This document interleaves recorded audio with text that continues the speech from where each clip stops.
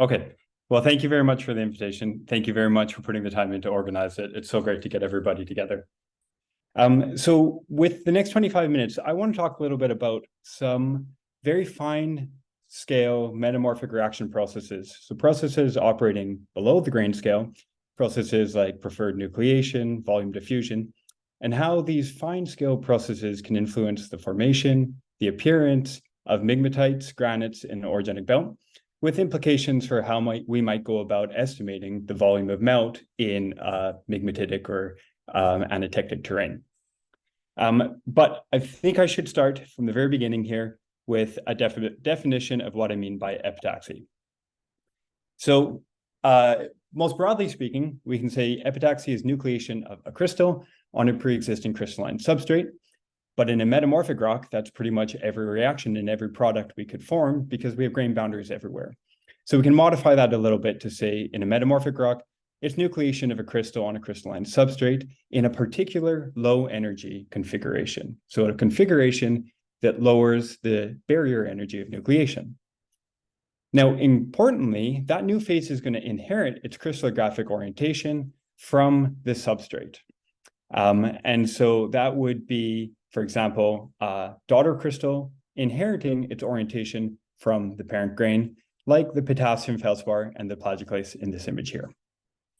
Now, I'm going to talk about this process, amongst other processes, in two parts. So the first part is going to be melting. We're going to make a melt. And we're going to talk about how, when this melting reaction progresses, we can look at the progression of this reaction in terms of preferred nucleation and then the different reaction processes that take part after that. And then second part is going to be one of the processes that can occur upon crystallization of the melt that we generated. So let's start with muscovite melting. This is the only phase diagram I'm going to have in this talk. So a lot of you might be breathing a sigh of relief because phase diagrams can be a little bit boring to look at too many of them. But what we're going to look at in this phase diagram is really just two lines. We're going to look at this dashed line on this temperature versus pressure space and this solid line. So dashed line, reaction A, is the wet muscovite melting reaction. So that's muscovite in the presence of water, and it produces an aluminum silicate, most typically that's sillimanite, and a melt, which upon crystallization can make quartz, plagioclase, potassium feldspar. Now, at slightly higher temperature than that, we encounter the dry muscovite melting reaction. So this is muscovite with quartz and plagioclase, but no water present. And this reaction, reaction line B here, the solid line, that produces two peritectic phases, that's potassium feldspar and your aluminum silicate. And then it also produces your anatectic phase, which is your melt, which upon crystallization also can make quartz, plagioclase, and potassium feldspar. So we've got two potential potassium feldspar grains or types of growth mechanisms for potassium feldspar in a rock that has crossed that reaction. And importantly, if we can recognize the difference between the peritectic product and that crystallizes from the anatectic phase, then we have kind of a foothold for understanding how much melt has actually been generated. So let's dive into that a little bit more. We can take a cross section across our phase diagram here, isobaric, so it's 7 kilobars, and we can look at the volume proportion of phases as we go from temperature left to right, so 600 to 800 degrees.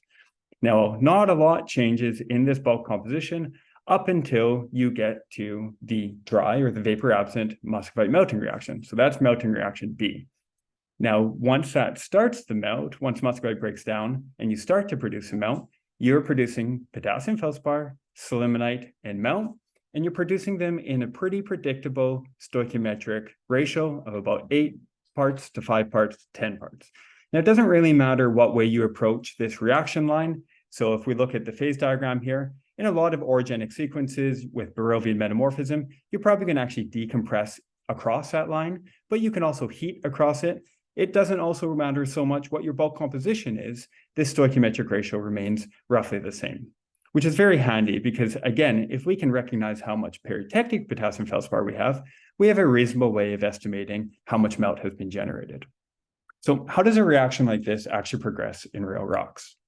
Well, to answer that question and to look at this in this first part of the talk, I'm going to focus in on some samples from the Himalayas, more specifically from central Himalayas, northern Nepal from the Langtang Valley.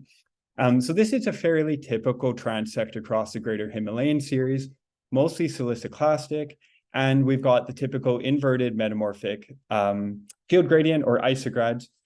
We're going to focus right up at the high temperature side of things when we cross over and we've got sillimanite and potassium feldspar being produced. Now, importantly, if we're looking at the progression of reaction, there's two ways of doing this. One is you try to vary temperature and or pressure as you cross that predicted reaction sequence or reaction line. That's quite difficult for muscovite dehydration because it breaks down over a very small temperature window. So another way of approaching it is you look for rocks that had in their protolith would have had a certain or a different amount of muscovite initially. So that's what I've done here. And so we can look at something that might be, say, more Semitic in character or nature, and it would have very low to no muscovite, something that is semi-pelitic or pelitic, increasing in protolith mud content and aluminum, which generally means just more muscovite prior to crossing this reaction. Okay, so if we start with a rock that does not have very much a muscovite in it initially. Sorry, we've got some kids breaking down in the background here. If we look at a rock that does not have very much muscovite in it initially, so something like a samite, we can think about its compositions in terms of an aluminous domain that's muscovite and biotite rich, and a quartzo-feldspathic domain. And so that's where you're going to have solid state, protolith, quartz, plagioclase, and biotite. Now, when this reaction progresses, muscovite or sillimanite, peritectic sillimanite, is first observed to occur in the aluminous domain. It's actually first observed to occur on the cleavage plane of muscovite itself, so right in the aluminous domain. Whereas the first occurrence of potassium feldspar is not in the aluminous domain, it's in the quartzo-feldspathic domain, and it is on or replacing, interacting or reacting with plagioclase, so pre-existing solid state plagioclase. Now, as this reaction progresses a little bit, you go from nucleating or overgrowing plagioclase, and you start to develop these very skeletal poikiloblasts of potassium feldspar. So here you have these lobes, and you have the thinner portions of your poikiloblast itself. I should have pointed out, this is a photomicrograph with a sensitive tint plate in. So this is all one potassium feldspar grain in kind of yellowish color here. And when you see textures like this, it's really ripe for asking whether or not this is an epitaxial relationship, because you have this preferred nucleation of potassium feldspar just on the pre-existing plagioclase. So how we would approach this if we wanted to work out whether or not this was epitaxy, well, one way we could approach it is we could use electron backscatter diffraction. We could work out what the orientation of our plagioclase and our potassium feldspar grains are. Now, to do this properly and characterize a orientation relationship, we have to think both in terms of what planes might be parallel between our two phases here, the two phases being the two feldspars, and what directions might be parallel or have a angular relationship. I'll boil it down with just a very simple plot here. So this is not showing you all the data, but I'll say that the relationship that we find is one of plagioclase planes, the O10 and the O10 being parallel, and plagioclase directions, for example, the 100 and the 100 and the feldspar, or the potassium feldspar, also being parallel. And the important thing about that relationship is we could look at any plane in any direction, and we're going to find that they're parallel or very close to being parallel. And that's because these two phases are isomorphic, or close to being isomorphic, I should say. There's a slight change in the crystallography, but they're so similar that this type of epitaxy relationship actually falls into a subset of epitaxy, which is called topitaxy, which allows you to have a structure for structure replacement. So something like plagioclase on potassium feldspar or vice versa, that can be topitaxy, as could say muscovite and biotite, because their structures are so similar. So, okay, just to look at this data properly, if we look at all the plagioclase grains within this field of view here, so these are all the grains that are highlighted in blue, and we look at their orientation, just opposed to the 100 plane, we can see that there's more or less a random orientation of plagioclase. So this is the protolith solid state plagioclase. Now, if we look at the poikiloblastic potassium feldspar grain that is grown, it's one grain and it's got clustering here, one set of orientations. Now, if we just look at the plagioclase grains that share a grain boundary with that potassium feldspar, we can see that the majority, or there's a clustering of grains that are down in the exact same orientation of that potassium feldspar, but there are also some other grain orientations. So a way of interpreting this is epitaxionucleation of potassium feldspar on the plagioclase, because the energy for nucleating epitaxially is much lower than to nucleate homogeneously or not in epitaxy in the aluminous domain. But then once that nucleation has occurred, that potassium feldspar likes to grow, and it grows by preferentially or mimetically replacing the plagioclase domains. That's how we can explain it, an orientation relationship like this. Okay, so that sets up this coupled behavior where potassium feldspar is nucleating away from where we're making the slimonite. But what about melt? So far we've talked about where slimonite and the potassium feldspar nucleate, but melt also probably doesn't have to really nucleate, but it does have to form a phase. So where within the rock is that occurring? So I apologize that this is coming out a little bit darker on my screen. I hope you can see a little bit, but this is all backscatter image on the top and then catholuminescent images on the bottom. And what I'm showing here is, again, in a rock that had very little muscovite initially, so little clot of muscovite. Most of that muscovite is being consumed. It's being replaced with slimonite and quartz.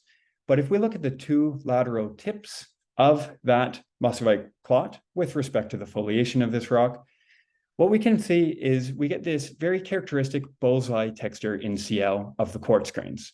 And this bullseye texture in CL is interpreted as being a solid state feature. So as grain boundaries adjust, you can clear out any dislocations or impurities, and that increases the CL brightness. But what we also find along some of these CL dark quartz cores are little grains of slimonite, which doesn't luminesce. So we have these little grains of slimonite along what might be interpreted as paleo grain boundaries. So what this tells me is that, well, there's a mechanism for slimonite to be migrating outside of the aluminous domain itself. And most likely, that's probably entrainment of peritectic slimonite with the melt as it starts to migrate away from the luminous domain. Okay, so that's all happening in rocks, or those features are all present in rocks that did not have very much muscovite to begin with, so they didn't generate very much melt. Now, once you start generating more than about 7 to 8 volume% melt, you get a radical change in the texture and microstructure of the rock. So showing some examples, photomicrographs on the top here, you get a coarsening of the quartz. So what might once have been quartz that's pinned between interstitial biotite a fabric-aligned biotite has now got grain boundary migration, and it's overgrown that pinning texture. Similarly, this is very dark, I apologize. We've got multiple poikiloblasts of potassium feldspar that are merging and coarsening together, and eventually we end up with large porphyroblasts of potassium feldspar.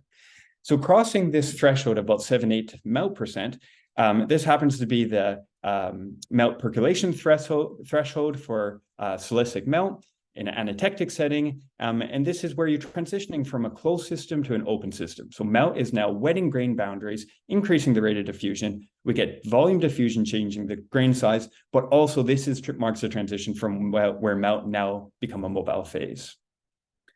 Okay, so just to summarize part one, we've got preferred nucleation of our two peritectic phases, setting up a coupled behavior between the aluminous and the quartzo-phosphathic domain. If we want to balance this reaction with two half-cell reactions, we would exchange potassium and sodium between these two domains to get a balanced reaction. Now, importantly, once we get enough melt generated, we wet our grain boundary and we get grain size coarsening, and that's marking that transition from a closed to an open system. Okay, so once you have an open system, that melt can migrate, it can coalesce, it can move along weaknesses, or if there's deformation at play, it can move into lower pressure zones. And eventually, it can make its way to another part of your orogen. In the case of the Himalayas, or certainly in the case of the Langtang here, you're going from strata that is largely pelitic material that's making your mount, and then a lot of that mount is migrating and it's emplaced or crystallized within a Semitic country rock, which gives us these really stunning photographs between a dark Semitic country rock and this bright leucocratic, often leucogranites. If we look at a field photo like this, you might ask yourself, well, how much of this outcrop was melt? The first thing you'd probably do, or the first thing I would do, is I'd look, well, volume-wise, or at least area-wise on a photograph like this, how much of this is light, how much of this is dark, is that a reasonable estimate?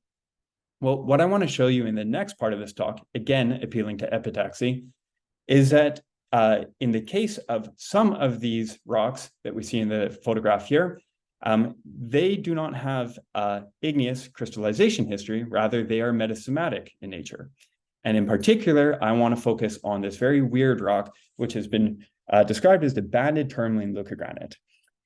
So these particular rocks, I'm showing you examples from the Himalayas. They're present elsewhere in other orogens. They're present in the Schwangler-metamorphic complex, just not to the same volume.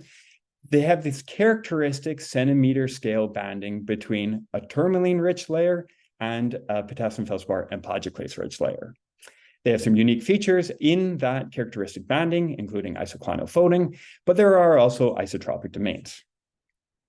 So if we look at the formation of that banded leucogranite, and I use parentheses around leucogranite here, in many cases, they're associated with sills, veins, dikes of muscovite biotite leucogranite, a melt product that we can quite clearly recognize as being the melt generated from muscovite dehydration melting. But we have examples like this where you have a thinner vein or sill or dike of the muscovite leucogranite, and then above that, you're going to get this tourmaline leucogranite with its characteristic banding. But there are other features, or there are other more incipient examples of this. For example, here's our country rock samite, a little buccal fold, and within that buccal fold, we're getting this leucocratic appearing rock. Now here, the tourmaline within this tourmaline leucogranite or leucocratic rock, the tourmaline is forming contiguous layers with that of the foliation in your samite. So here I'm pointing out the tourmaline, and then we're looking at, say, the S1 or the main foliation plane of the samite itself, which is mostly defined by the alignment of biotite folia. So one way of approaching this, you can look at the strontium isotopic ratio, so the initial strontium ratio of the muscovite biotite leucogranite, and compare it to that of the tourmaline leucogranite and that of the country rock. If we look at that, then the initial strontium ratios of the samite and the tourmaline leucogranite are the same, where we have a different initial strontium ratio for a muscovite biotite leucogranite. We can also look at this in terms of RBSR geochronology, in which case all three of these rocks here or units here have the same age, about 17.5 million years at this outcrop. Maybe a more productive way of understanding what's happening here is to look at it in terms of microstructure. So again, looking at the top left here, frame A, this is a backscatter image where on the left-hand side, we've got our samite. This is a contact between the samite and the banded tourmaline leucogranite. So on the right-hand side, we have the banded tourmaline leucogranite. If we look at what's happening right along the contact between these two appearing units, we can zoom in and we get tourmaline that is replacing biotite. Now in dashed line, I'm highlighting the zonation, chemical zonation between iron and magnesium in the tourmaline. And it has a very similar appearance to the ragged, patchy appearance of that pre-existing biotite. So this looks like a mimetic growth of tourmaline replacing biotite. We can see the same thing if we do trace element maps. So for example, looking at the chromium maps, we could pick out a little bit of the cleavage plane of our biotite, and we can see similar appearance when we're looking within tourmaline. That's all within this dashed line here. Okay, all that to say, we've got a case for looking at this in terms of epitaxy because we've got a phase directly replacing another phase. So if we look at that, again, looking at this with EBSD data, I'm going to jump ahead to the next slide where I summarize this so we don't have to dwell on all these pole figures. But what I want to take away, or what I want to just highlight on this slide, first of all, we're going to look at the orientation of biotite. And we can see most of the biotites occurring in the samite. There's a very limited amount occurring in the leucogranite itself, but it's defining a very well, or a clear foliation. So the poles to the cleavage plane itself are horizontal here. Not only is it a foliation, it's a crystallographic preferred orientation where we can look at the 110 face and the 010 face, and they're defining maximas as well. And then I'm going to subset the EBSD data of the tourmaline into two different subsets. So in the first, it's just the tourmaline that is occurring right here along the contact between the samite and the tourmaline leucogranite. In the second subset, I'll show you what's happening within the tourmaline liquor granite proper. So I'm just going to jump ahead and I'll show you the summary here. What we find is that when we're looking at that interface between the two units, right on that interface, we get a parallelism between the prism face, so that's that 1010 face of tourmaline, with the cleavage plane of biotite. So the prism face of tourmaline is all aligned with the cleavage plane of biotite. Now, if we go pair by pair and look at the c-axis of our tourmaline and compare it to the other directions in the biotite, we find that it lines up always with either the 110 or the 010. So that's really interesting. We've got this preferred nucleation of tourmaline on biotite along that folia. Now, what gets really strange is when we look in the banded tourmaline liquor granite itself, away from the contact.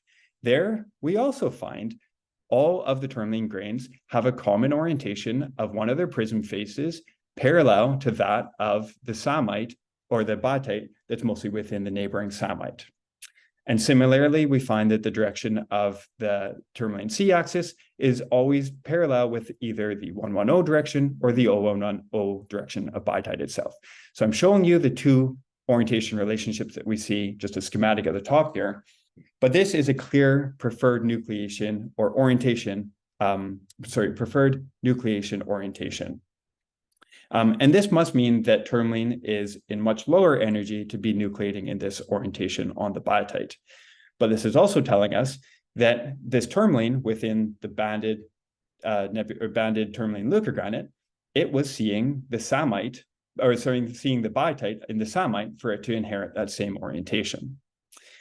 So if we think about this in broader terms as a metasomatic reaction, we can balance it by looking at the biotite and the plagioclase in the samite, reacting with the boric acid, and being consumed to make tourmaline, potassium feldspar, and quartz in our banded tourmaline liquor granite. And through this mechanism, we can be inheriting the primary layering and orientation, as well as features like isoclinal folding within our samite, within our country rock. The final step here is as we increase our for the final stage to go from fine to medium grained samite to a medium to coarse grained banded tourmaline liquor granite is we have to have some grain boundary migration or volume diffusion. Now, one way of looking at this is actually looking at the appearance of the grain boundaries between quartz and plagioclase. So starting farthest away from the contact itself, viewing this whole thin section and backscatter image here as a frozen reaction front. If we start farthest away, we get these really rational, well-developed quartz plagioclase facets. As we move closer to that reaction front, we start to get some irregularity in our quartz plagioclase grain boundary. And we start to see some apparent coarsening of quartz. Apparent coarsening of quartz and plagioclase when we cross over and we're looking at where this reaction has taken place. Now that plagioclase is largely consumed by potassium feldspar, we get further coarsening of quartz, and we still see this very irregular grain boundary features. So just to summarize this final part here and tie off the talk, how much of an outcrop like this was melt? Well, if we make a field estimate of how much of that outcrop was a muscovite biotite leucogranite versus this banded tourmaline leucogranite, it's about 30 to 70%. So the majority of it is actually this banded tourmaline leucogranite. So in a case like this, the volume of the leucocratic rock, the light-colored rock that we're observing, is going to greatly overestimate how much melt is present at that outcrop. Another important takeaway is staying within this transective Langtang, muscovite dehydration is really the only voluminous melting reaction you need to make the variety of leucogranites you see. So it can both explain the muscovite biotite leucogranite, which is a direct product of that muscovite dehydration melting, but through the crystallization, release of volatiles, importantly a boric acid or a boron-rich fluid, we can also get this metasomatic front that's creating a leucocratic rock that could be interpreted or has previously been mapped as a tourmaline leucogranite. So I'll conclude with that. And I'll thank very much the organizers again for the invitation today, as well as collaborators on these papers and students in my group who've been a part of many of these discussions. And with that, I'll take any questions you have.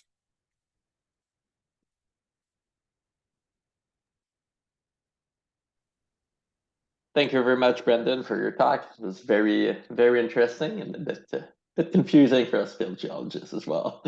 So does anyone have questions for Brendan, the audience? Feel free to open your camera and mic and ask it directly or type it in the chat.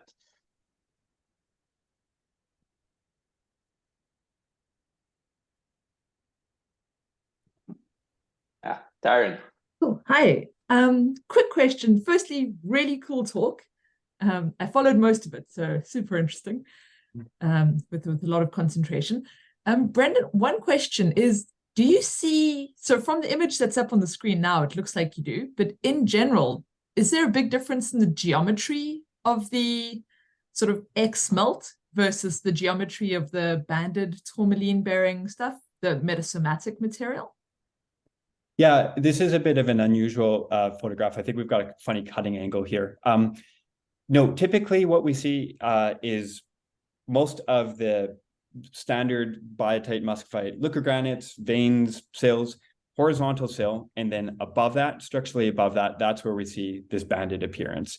And the volume proportion varies. It probably depends on how much fluid is present and kind of channeled in to make that metasomatic reaction. But generally, if you can, you probably could use this as a way up indicator in the sense that we always see the banded appearance above that of the sill of the crystallized granite. That's very, very cool. It completely changes the history of the system if you think of that as kind of fluids exolved from the melts and tracing out where those went. Cool, thanks. Thanks, Darren. Question from Felix? Yeah. Sorry, thank you, Brendan. It was a very cool talk. Can you hear me? Yep. All right. At one point, you mentioned that you had things started to change at 7-8% of melt, which was amazingly the same number as we all speculate about for the rheological transition. But how did you estimate the volume of melt in your how do you calculate actually your volume of melt in your thin section? Great question. So what I would do is in an example like this, I would calculate the amount of peritectic potassium feldspar. So modally, the amount of peritectic potassium feldspar, and then I would apply this ratio here, stoichiometric ratio of the reaction as an estimate. It becomes a lot more difficult once you cross that transition. And there you have to look at other cases. So how much of a porphyroblast like this is going to be peritectic versus how much of it can be anatectic. And I did not include this in my talk, but this is just an opportunity to quickly say, typically the peritectic and the anatectic phase of the potassium feldspar will be separated by either a myrmekite, a kind of a string of pearl texture in quartz, or something like a monophase plagioclase film. And then in how many thin sections did that percentage hold through? How did you calculate is it an average? Is it I mean, yeah, you must have looked at many thin sections. So. I looked at many, this was part of my PhD work. I looked at many thin sections, both from Langtang and Everest, and actually some stuff from the Trans-Hudson origin as well that I had. And I'd say of the 50 to 60 thin sections where this was thoroughly characterized, that 7 to 8 melt% was almost always the case that, or I would say it would be always the case using the peritectic potassium feldspar as a way of estimating, was not always the case using slimonite as a way to estimate, because you can also make subsolidus slimonite. And so that can throw that calculation off a little bit. Oh, that's great. Thanks. Right. We'll have time for one more question. Bruno? Yes, thanks. Brendan, is the epitaxial growth of tourmaline, has it been seen on other phases like muscovite or chlorite? Because I'm more interested, to be quite honest, with hydrothermal alteration. Could we have a pre-existing muscovite chlorite foliation, and then we have epitaxial growth of tourmaline mimicking that foliation?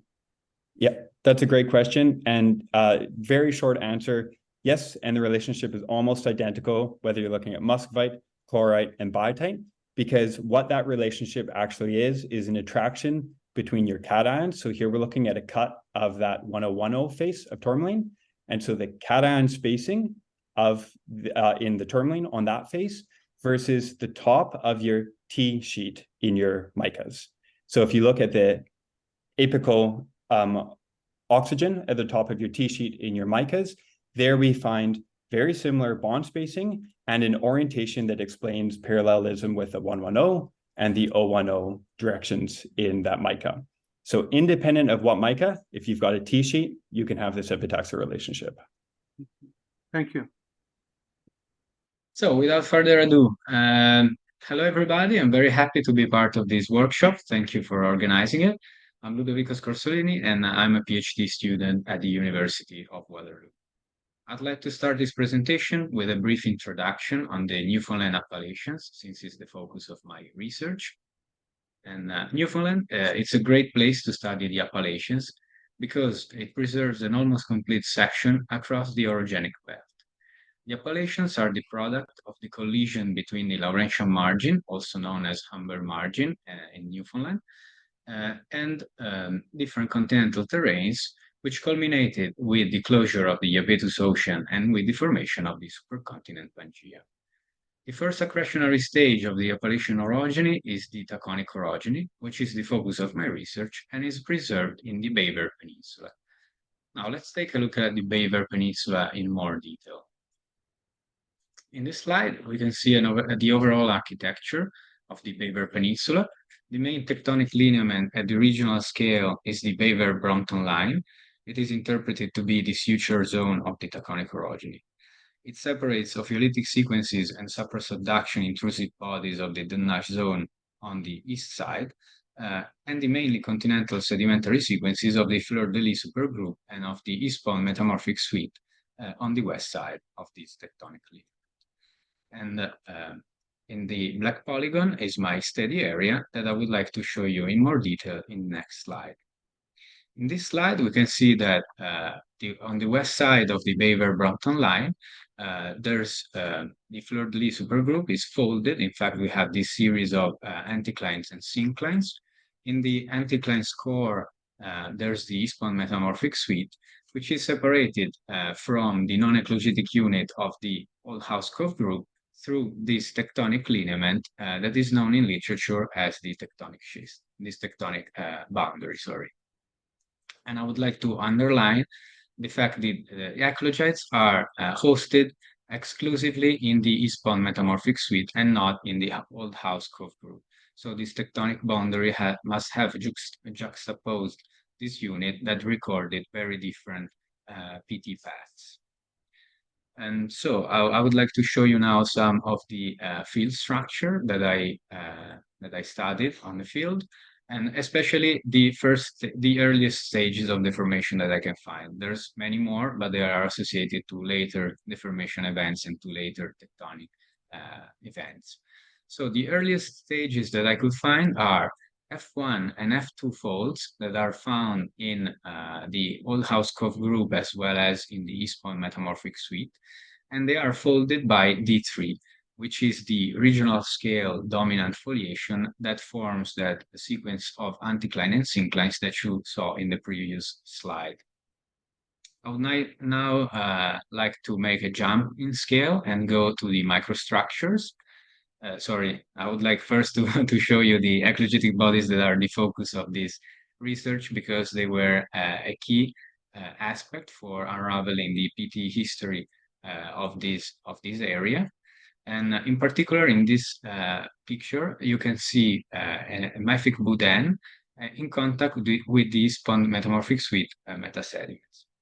On the left side, you have this light green colored preserved eclogites, some amphibole porphyroblasts, and then it grades into an amphibolite towards the contact of with the metasediments. And this heterogeneity in the composition and the structural control on the retrogression of the eclogites was a key to reconstruct a sequence of deformation and metamorphic stages. This is another example of a nicely zoned mafic boudin in the field. where a core is preserved and zoned into an epidote-rich rock. And this is a detail of this outcrop where you can see also the interesting cross-cutting relationship between the eclogite fabric, the retrogress fabric, and these amphibole-bearing veins. Now, I would like to do this jump of scale and go into the microstructures, because there's some very nice microstructures to be shown, like this one, which is a very nicely preserved eclogite. And the eclogitic fabric is S1, and it is marked by the preferred orientation of phengite and rutile aggregates and omphacite. And now I would like to show you the sequence of retrogression. So with the progression of retrogression, what we see at the microscale. So first we have the blastesis of catophorae amphiboles that are chalcosodic amphiboles that grow at the expenses of clinopyroxene in the first place, and also to a lesser extent of garnet. With the proceeding of retrogression, S1 is now marked by catophorae crystals, and we can see that symplectites are growing on grain boundaries, replacing especially omphacite. And another important thing to notice is that titanite rims form around rutile, and it is another important indication that pressure is decreasing and we are exhuming our high pressure terrain. And in this slide, we can see that the progression of the retrogression completely retrograded the omphacite, and now it's just a symplectite. Also, phengite is now symplectite of biotite and plagioclase, and this symplectite is starting to replace catophorae as well.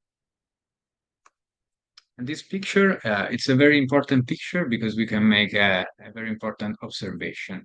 In particular, that these symplectites, that I don't know if you can see clearly because it's a little bit large view, but this symplectite is replaced by plagioclase and argazite or fibroblasts. So this symplectite that was the product of the retrogression of the eclogitic fabric, now it's been replaced by a new fabric in amphibolite facies conditions.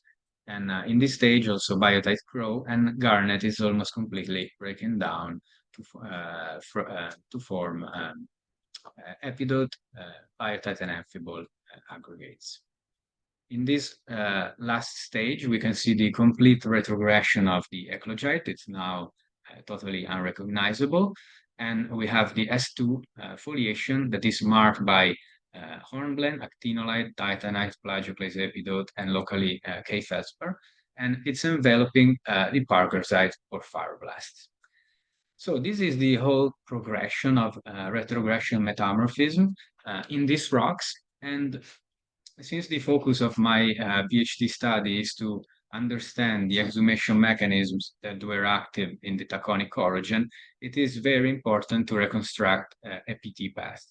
And to do so, I had to understand the mineral chemistry of amphiboles and garnet, because they are minerals that changed their composition during the exhumation of eclogites. So the first generation of amphibole that we saw, the blue amphibole, catophorae, it's catophorae or winchite.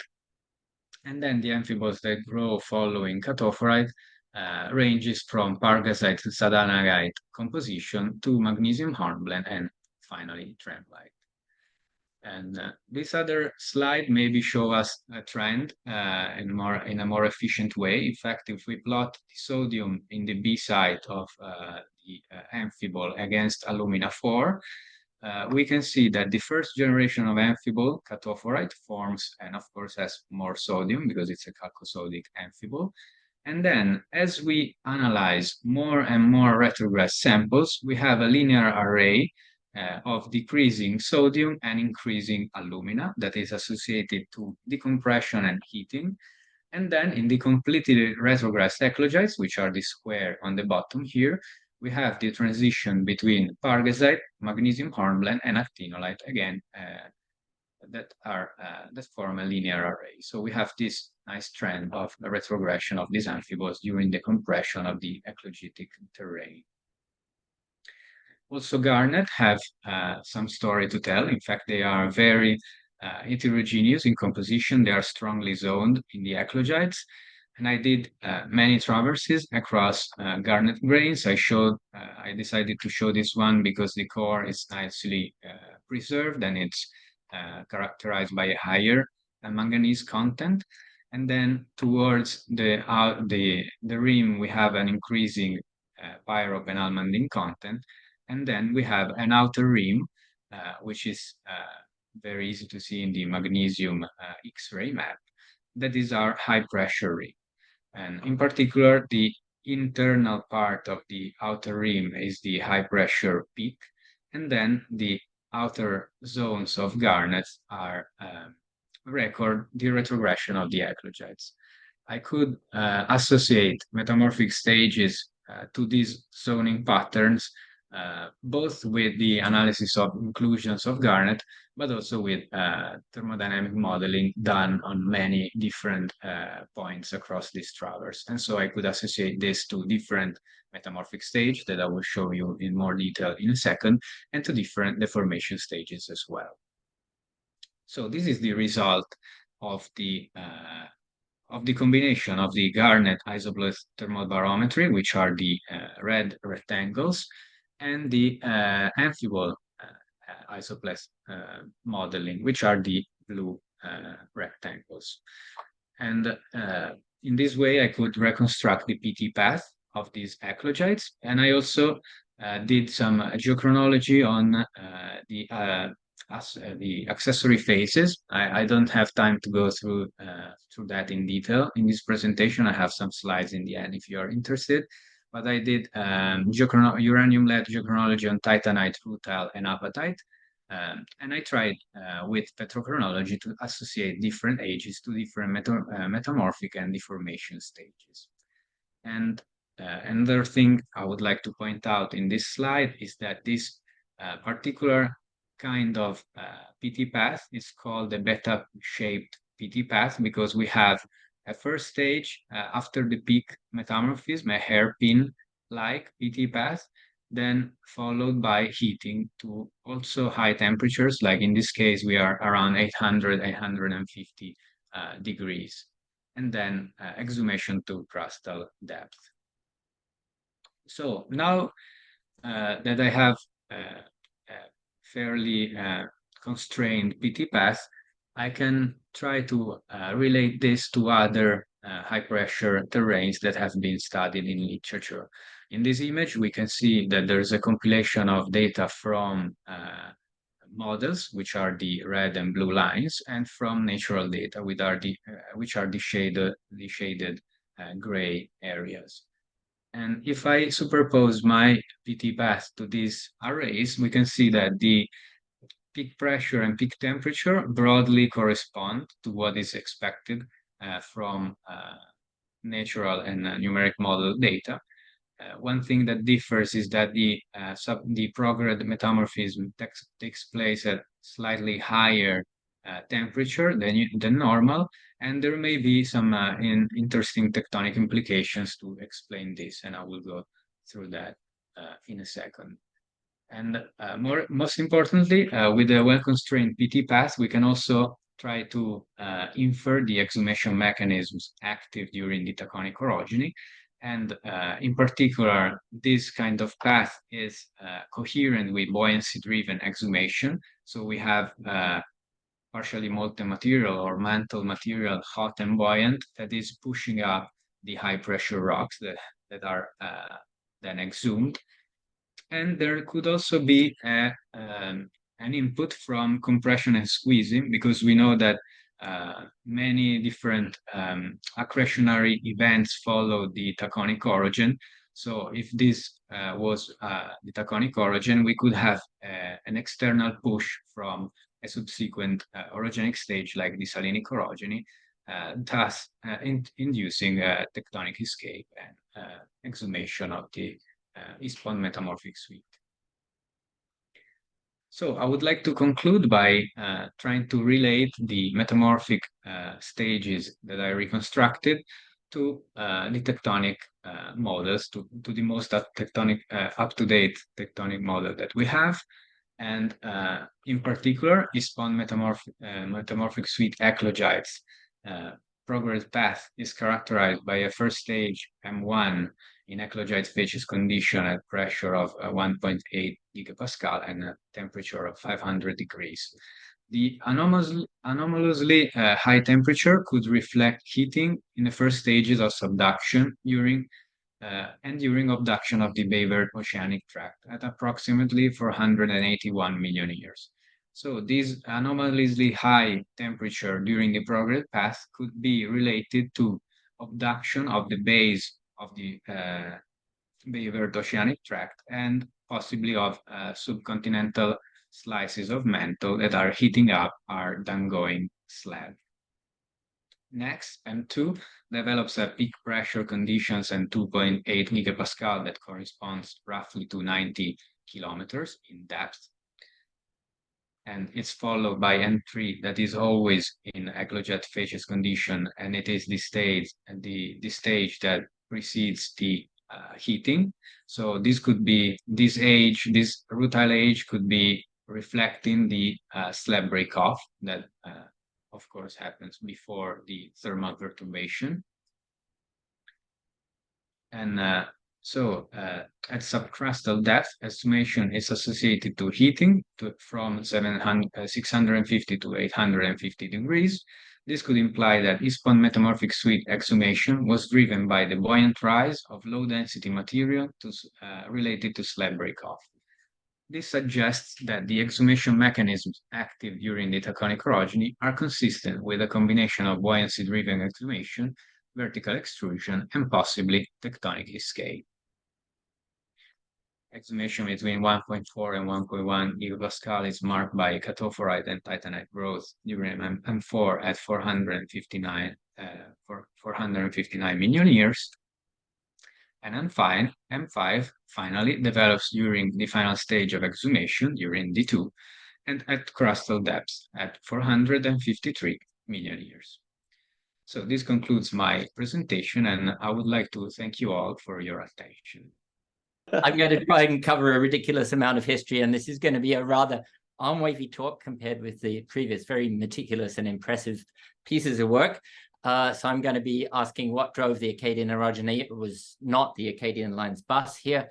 But this talk, I've added an author to this talk, Andrew Dufresne, because I'm going to show some new detrital zircon data that have a bearing on the question of what was the Acadian orogeny.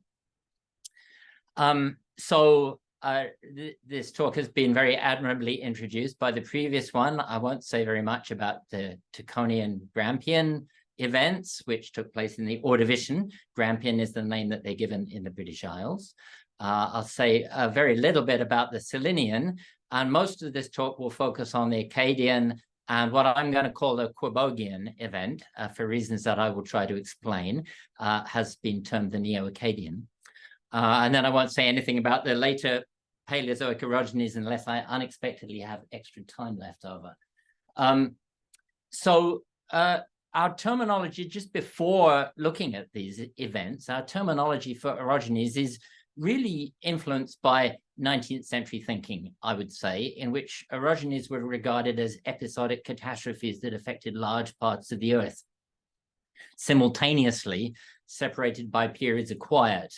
And that's reflected in the fact that in China and Nepal, people still talk about the Caledonian orogeny to refer to Paleozoic events that happened to take place at the same time as events in the Appalachian and Caledonite system. And I would say that we should try to move away from that because plate tectonics and actualism tells us that orogenic shortening should be strongly diachronous along orogens, and orogenic belts should be laterally heterogeneous. And here we have one forming at the present day north of Australia, and you can see that what's going into the subduction system varies enormously along strike, as does the polarity of the subduction system. And those changes migrate along the belt. And the other thing is that orogenesis should always be going on somewhere in the world if plate tectonics is operating. So not surprisingly, the durations of these orogenies or orogenic events in the Appalachians has grown over time, and the duration of the gaps between them has shrunk to the point where the boundaries between them have become rather blurry.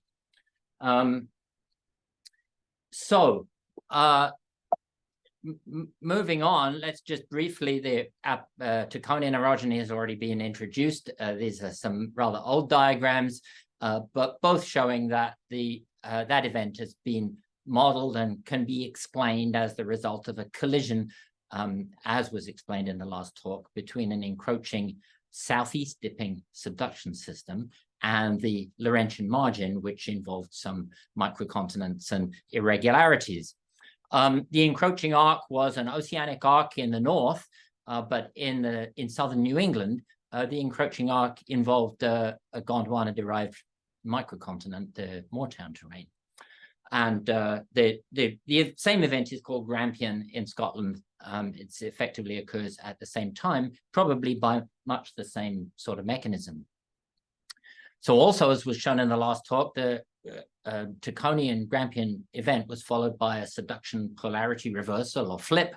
That was also diachronous. It migrated along the margin of Laurentia, and that initiated subduction beneath the Laurentian margin.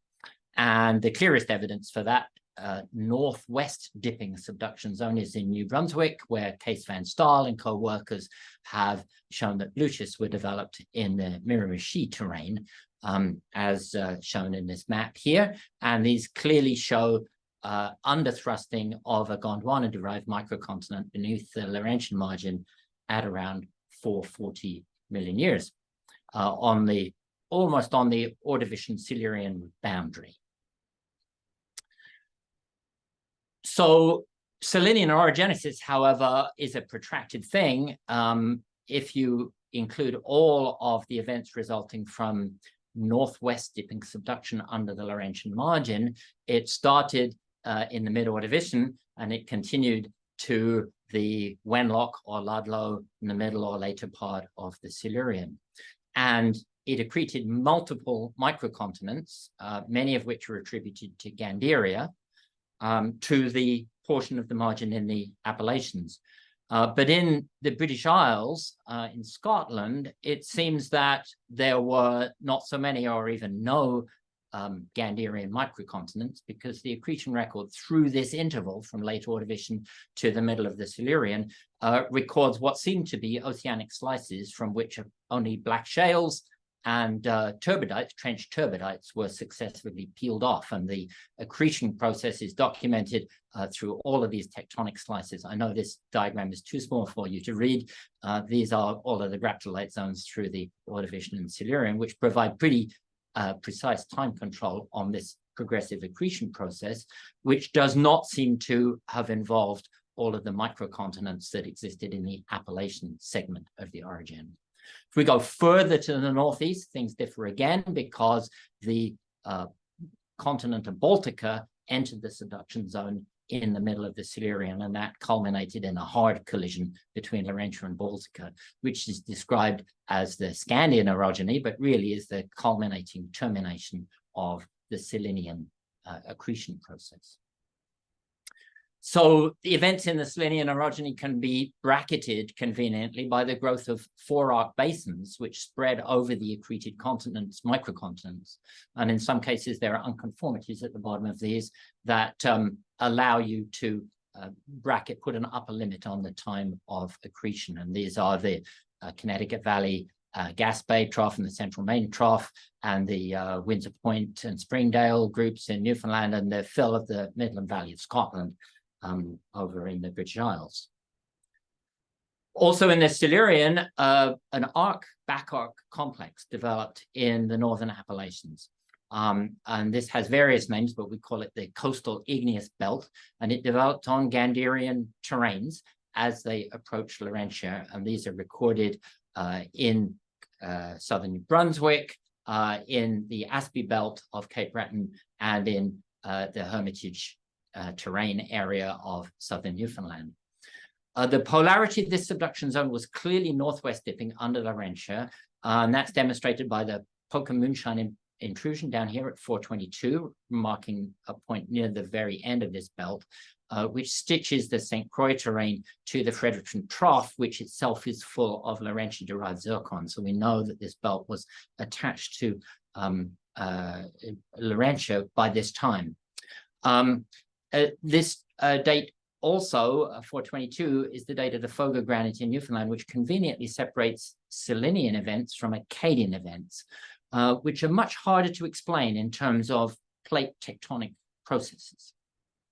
It has been assumed that the Acadian orogeny resulted from the northwest dipping subduction of an Acadian seaway between Avalonia, a large Gondwana-derived microcontinent, and now composite Laurentia.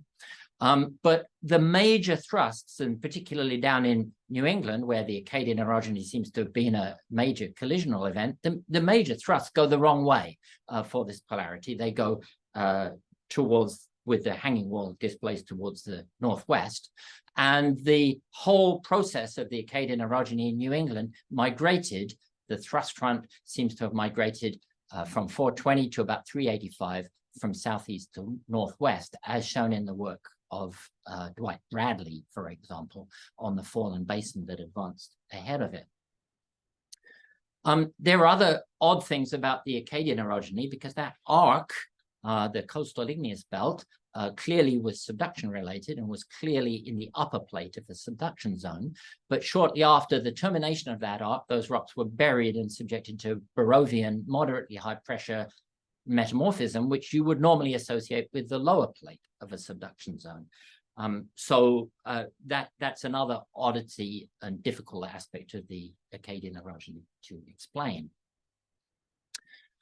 Here we are in Cape Breton Island, where that same relationship applies. The arc rocks of the coastal igneous belt were subjected in the early Devonian to Barrovian metamorphism, but that metamorphism ends at the Eastern Highland Shear Zone, this boundary here, and the rocks to the southeast in the Bredor terrain of Cape Breton and in the parts of Avalonia that lie further to the southeast have unmetamorphosed, well-preserved Cambrian fossils in them.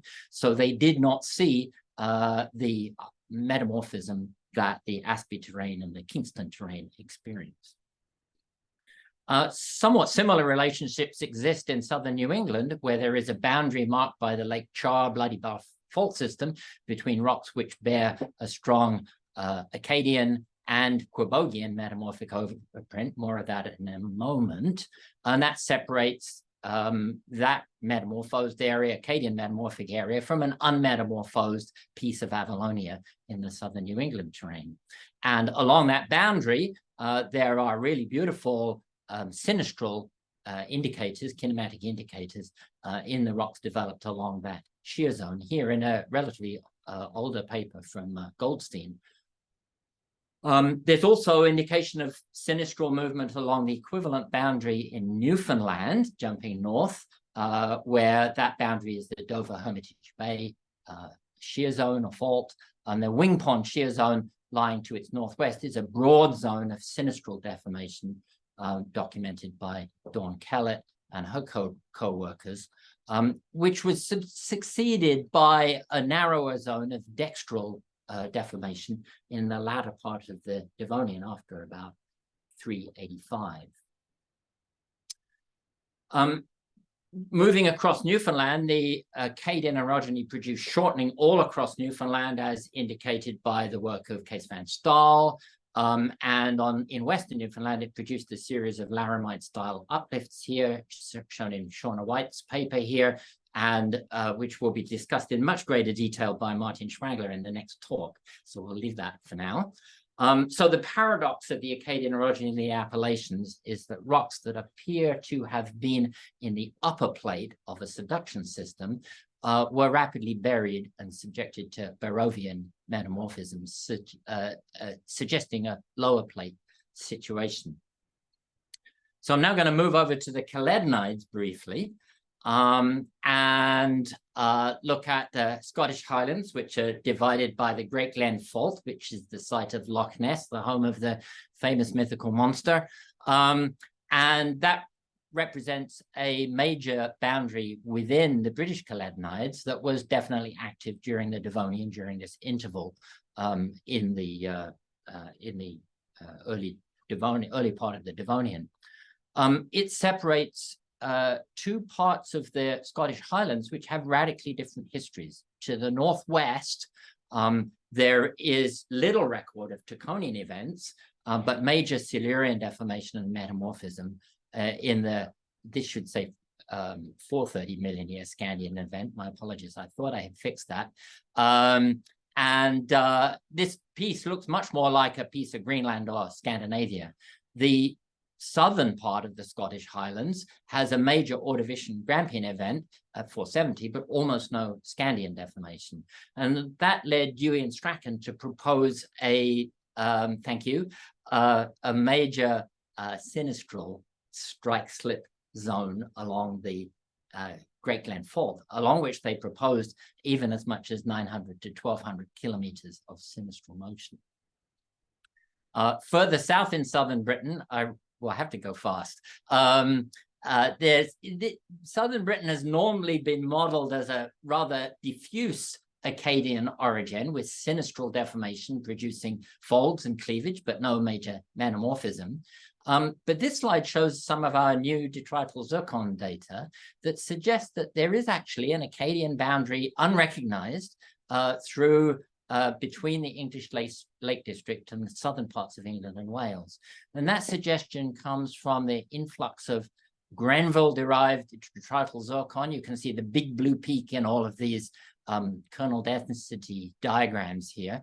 And that influx came in with the closure of what is normally regarded in British geology as the Iapetus suture in the Wenlock along the Solway line. But it mysteriously stops in the Lake District, and it doesn't penetrate to Wales and the Welsh borders until at least 10 million years, and maybe as much as 25 million years later in the Old Red Sandstone, suggesting that there's a major Acadian boundary, even a suture, that lies between those two areas. And I should have been showing these animations as I talked about them, suggesting that there's a second Iapetan suture along the Menai Strait fault system. That may help to explain some volcanics in the English Lake District that I don't have time to talk about. So to explain the Acadian orogeny, here's a suggestion. An extremely oblique convergent system, somewhat resembling the New Zealand plate boundary between the Australian and Pacific plates, that had a combination of more convergent and more strike-slip sinistral deformation. And that potentially can explain the juxtapositions that we see. I'll go quickly through this, which shows a possible animation to show what became of the back arc system in the Appalachians. We would suggest that the collapse of that back arc basin led to the northwest vergent thrusting on the Laurentian margin. Okay, I wanted to say a little bit and put in a plea about the Neo-Acadian orogeny in the remaining very little time that I have. Robinson defined a Neo-Acadian orogeny in New England to encompass deformation from 370 to 350, late Devonian to early Mississippian. He later thought better of the name and proposed the name Quobogian for this event in New England. During this time, Atlantic Canada was in a state of transtension. This was the time the Horton group was deposited in Graben on the Maguma terrain. And so the Quobogian event did not affect Atlantic Canada. Instead, the term Neo-Acadian has been applied to a much earlier event that coincides actually with the Acadian in the Maguma terrain. So giving the conflicting use of this term, we recommend abandonment of the term Neo-Acadian. And here are some suggestions for what you might call it if it needs a separate name from Acadian. So we can make an explanation for Quobogian and Neo-Acadian, or Neo-Acadian if you like, these events in terms of a dextral transpressional and transtensional system looking something like this, starting after 385 as demonstrated by Dawn Kellett in the Newfoundland Appalachians when things went from sinistral to dextral. So here are the conclusions. I'm sure I ran out of time. So I will just put them on the screen, and I should, at the end, go over to my acknowledgements, but I'll put them up on the screen while you have a chance to answer questions if I have left any time. Thank you very much.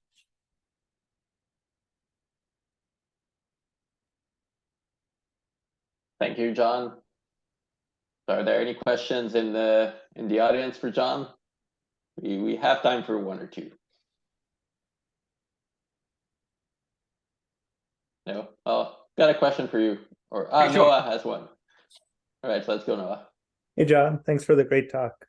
I'm a little confused about the origin of this Quabogian term. Yes, and for sure. how it relates to Neo-Acadian. So Peter Robinson, I think it was about 2005, he published the name Quabogian as an alternative for Neo-Acadian. And he only published it in a field guide of the New England Intercollegiate Geological Conference, which is a frustratingly difficult document to obtain. But it's the best suggestion we have because the term Neo-Acadian has been used for two very different things, and we would suggest it's causing lots of confusion. So that's where you can find the reference. I don't have it handy at the moment. I can't remember which one it was, but it was in the early 2000s, and it's in the NEIGC guidebooks. Phil has his hands up. He may have his hand on the publication. I do not have my hand on the publication. Sorry. Okay. But I do have a very quick question, maybe not a quick answer. What do you think the maximum limits are on possible sinestral transport? They would be provided by paleomagnetism. Okay, well, we'll see what we can do.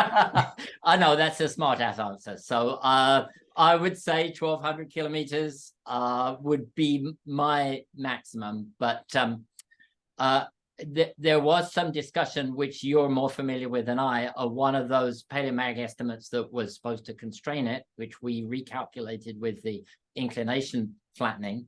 Yeah. I can't remember where in the British Isles that was, whether it's north or south of the Menai Straits fault zone system, and that obviously affects things here. Yeah, it's south, but okay. Okay. Yeah. So I would say 1,200 kilometers then maximum. Okay, thanks. Well, thank you. I wanted to start with this image here, where you can see like we're right at the structural front of the Appalachian orogen here in Newfoundland, and you can see steeply dipping rocks in the hanging wall of a major basement cutting inversion structure that we have a closer look at. So orogenic fronts are inherently quite complex, and that often leads to some poor quality subsurface data, increasing the difficulty to interpret those, and also increases the exploration risks in those areas. So the motivation for this study is to develop strategies for analyzing fold and thrust belts with these basement involved structures, and to get some more detailed insight into the tectonic processes involved in the evolution of the Appalachian thrust front. So the Appalachian orogen has a protracted history of island arc and terrain accretion, and that has been investigated over the last decades, and as you've just heard the talk, has been covered in quite a bit more detail by John in the previous talk.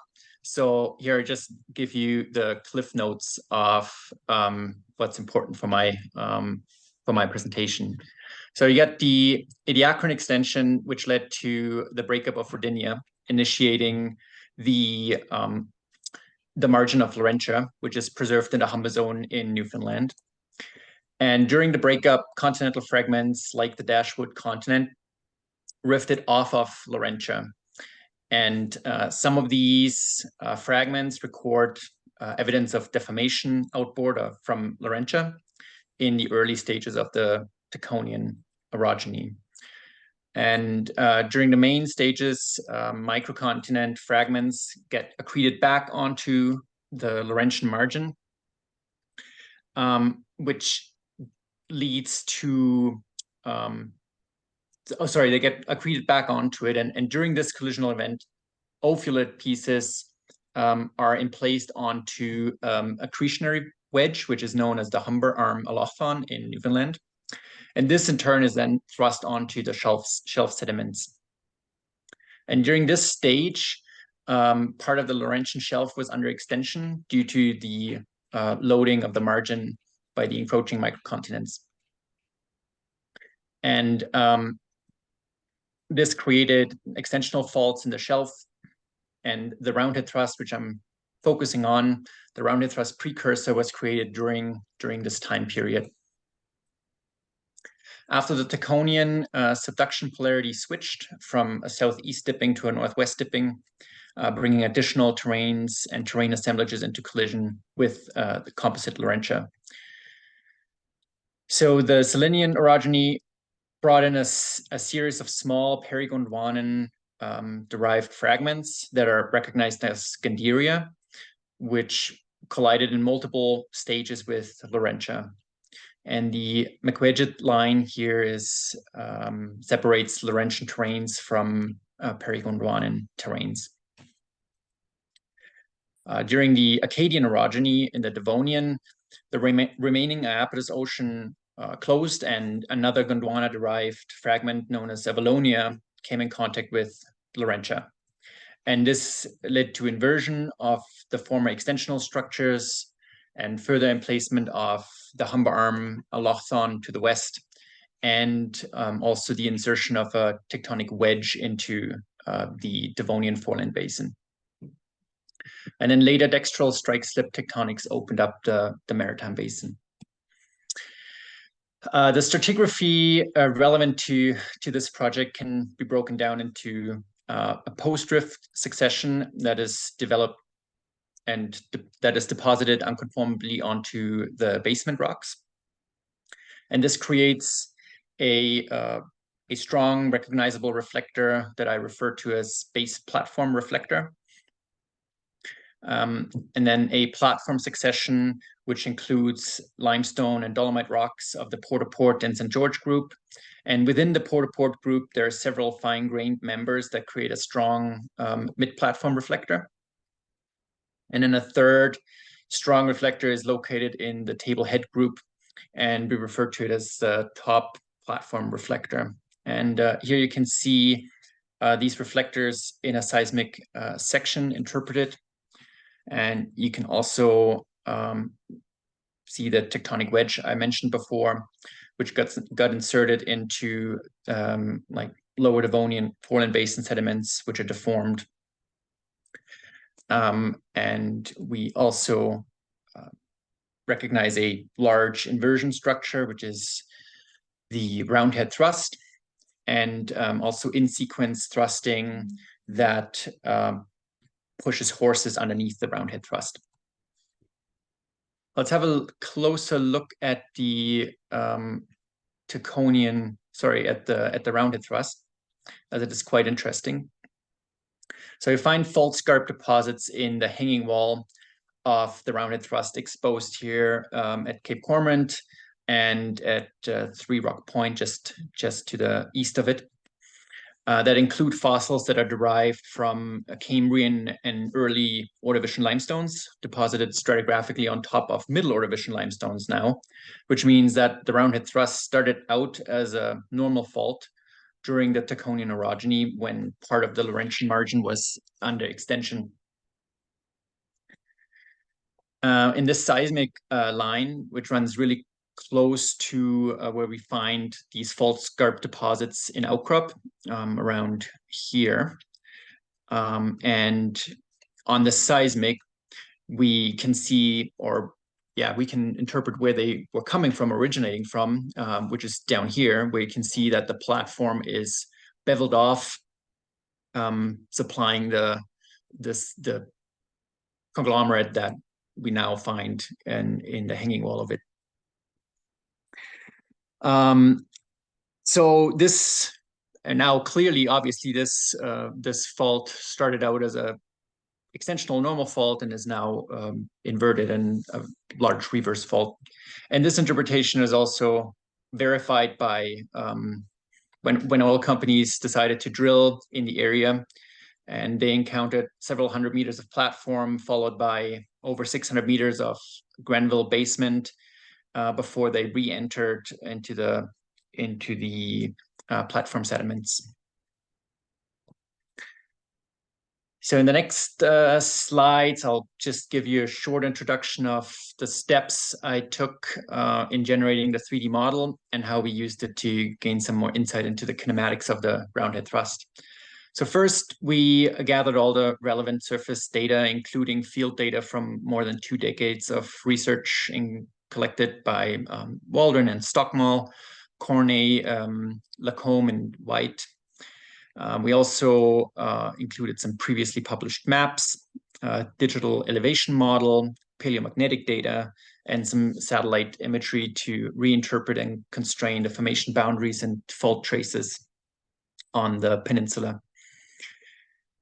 So previous mapping recorded some quite conspicuous open folds in the hanging wall of the roundhead thrust that likely relate to the fault geometry and the kinematics of the fault. But so far, no one has tried to relate the two. So we see these open anticlines that we call the Cape Cormorant anticline in the south here, the mainland syncline, and the Goodyear anticline. And you'll encounter these names as I'm continuing with my presentation. So after that, we integrated all the available 2D seismic and well information for seismic interpretation, focusing on 3 of the most recognizable reflectors, again, associated with the top, the mid, and the base platform. And additionally, modeled the major faults, major normal and reverse faults in the area. After that, I performed a time to depth conversion using a velocity model that was derived from interval velocities recorded in the well. And this conversion was done in the software by petroleum experts in Move. And that's a critical step in creating the 3D model, as it gives us the accurate fault dips and formation thicknesses that we then use to generate a 3D model that's entirely in depth. And the results I like to show you in this short little clip here. You can see the top of platform that just dissolved, which is eroded in most areas. And now you see the DEM of the island. And as I dissolve that, you can see underneath in the hanging wall of the roundhead thrust, which is this large thrust on the west end here, on the west side. You can see extensional faults and reverse faults cutting through the hanging wall.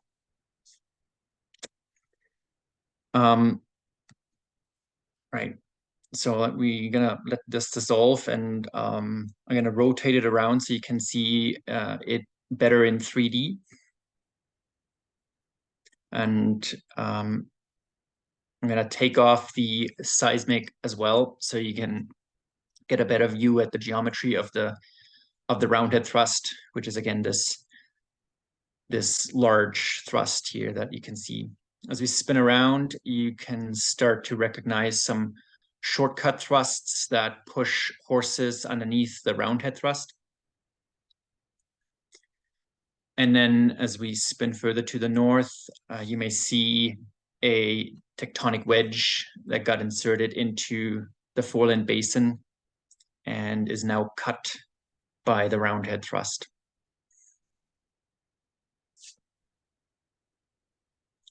Okay. So to further analyze the kinematics, our first idea was to restore cross-section sliced through the 3D model in different orientations. But in the end, we didn't continue to pursue that, but instead we tried palinspastic reconstruction of the structure maps, focusing on the mid-platform reflector. That is the one that's the best constrained across all the seismic profiles. And the extent of the structure maps is defined by the cutoff lines of the surface against the roundhead thrust and the associated shortcut thrusts. So once we had all the puzzle pieces delineated, we restored them into their original position, which left us with a bit of a problem because no matter what I tried, I always ended up with this gap that I couldn't close with the existing pieces. So I went back to the seismic, the original seismic, and it turned out that I totally missed an additional horse that was hiding underneath the roundhead thrust here. So I was able to find that hidden horse on 3 more of the seismic lines. And with that, I was finally able to get a satisfactory result for the reconstruction. So at this stage, there's still some caveats. I still have to account for the folded nature of the maps. I have to hurry. Which will change the geometry of the polygon slightly. We constructed some movement vectors for each of these pieces, indicating the heave of the fault and the movement and the displacement direction. And you can see that here. All the individual pieces have quite irregular shapes and moved in different directions. And as of now, we're not quite sure why, but we suspect that it reflects the interaction between the Acadian stresses and the Ordovician geometry of the pre-existing normal faults that were present. And the Acadian shortening seems to have squeezed out these horses underneath the roundhead thrust. So the next question I tried to address was if it is possible to relate these movements to the various horses and the flexure we observe in the hanging wall of the roundhead thrust. I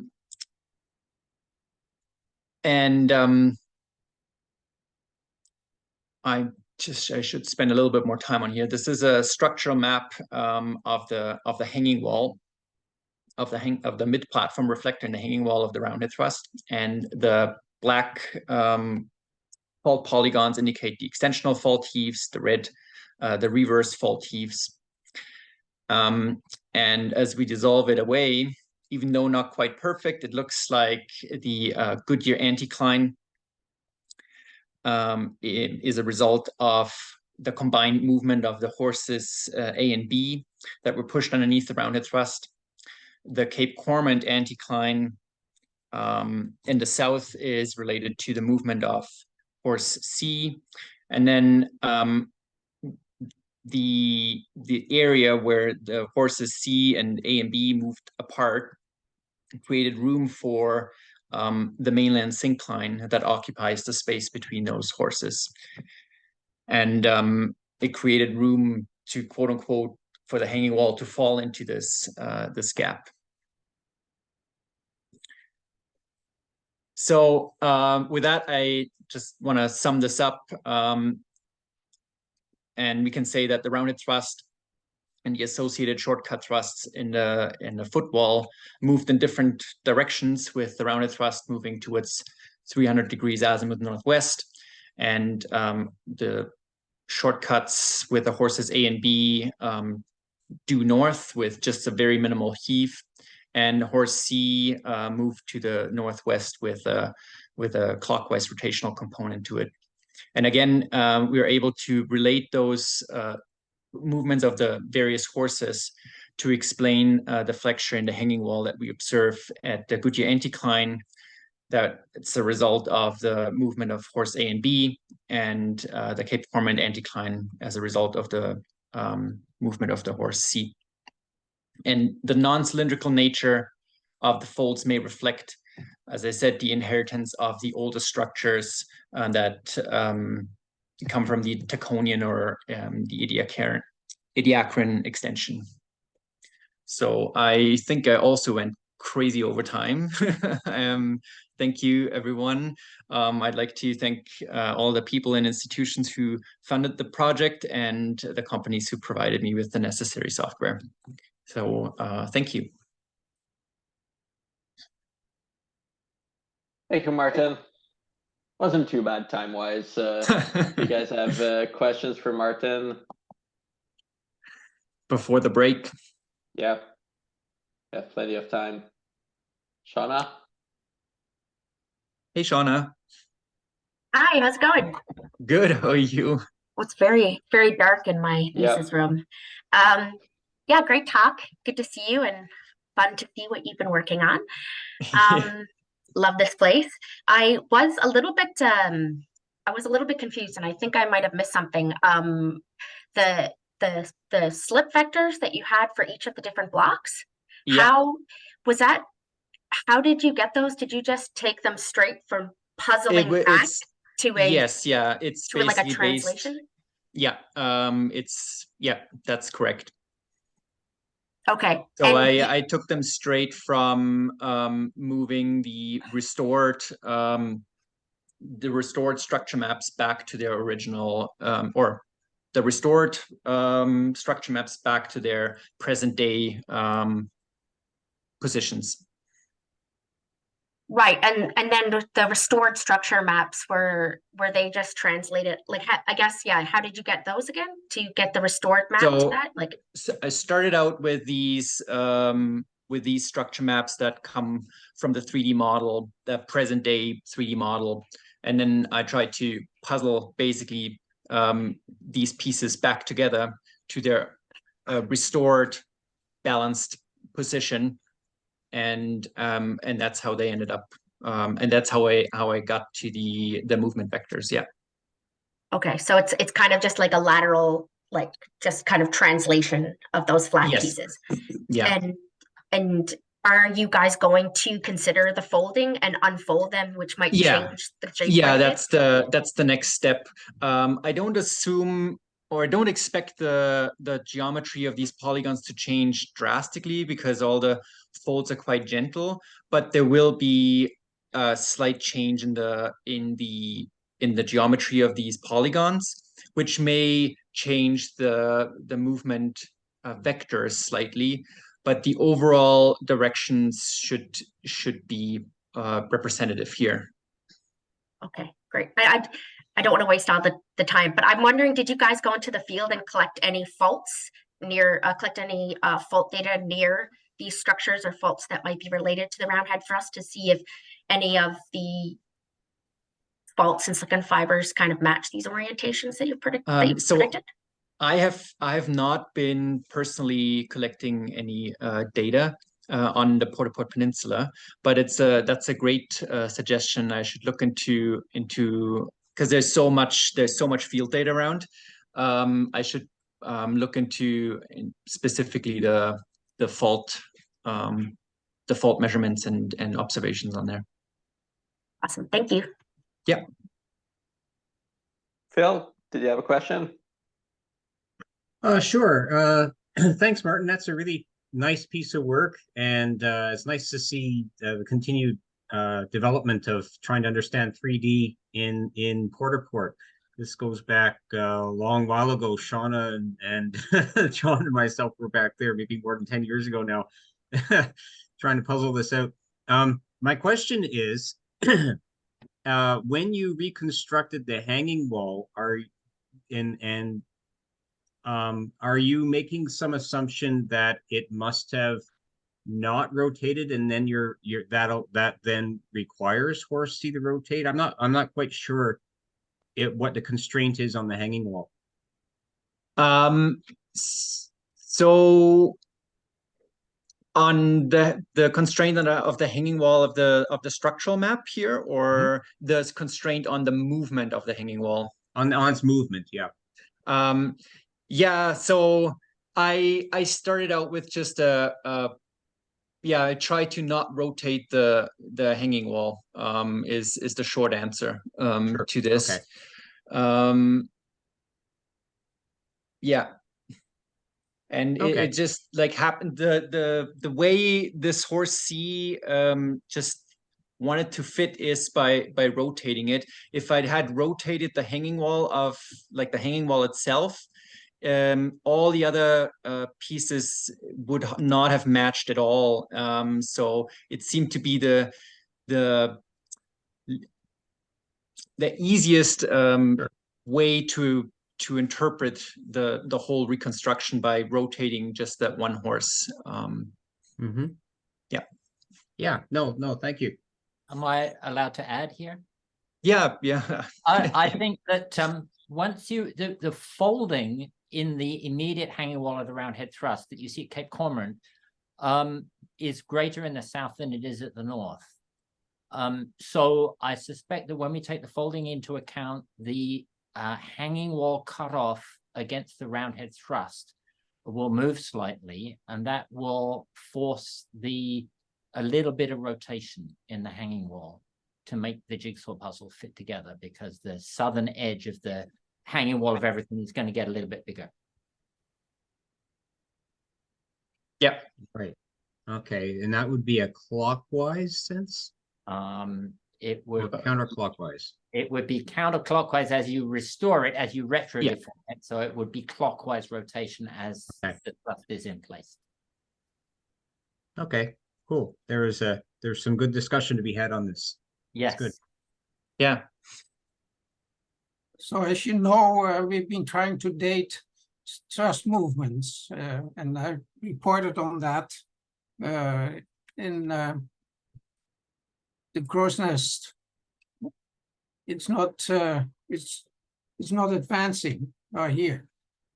So in the crow's nest pass, that's the area that CTG of 2006 happened, and so people are familiar with that area.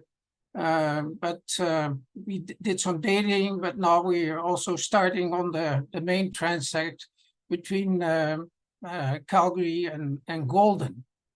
So here in the Crow's Nest Pass, you're familiar with this area. We have the Turtle Mountain thrust that's putting these Paleozoic carbonids on top of these Mesozoic rocks, including coal seams.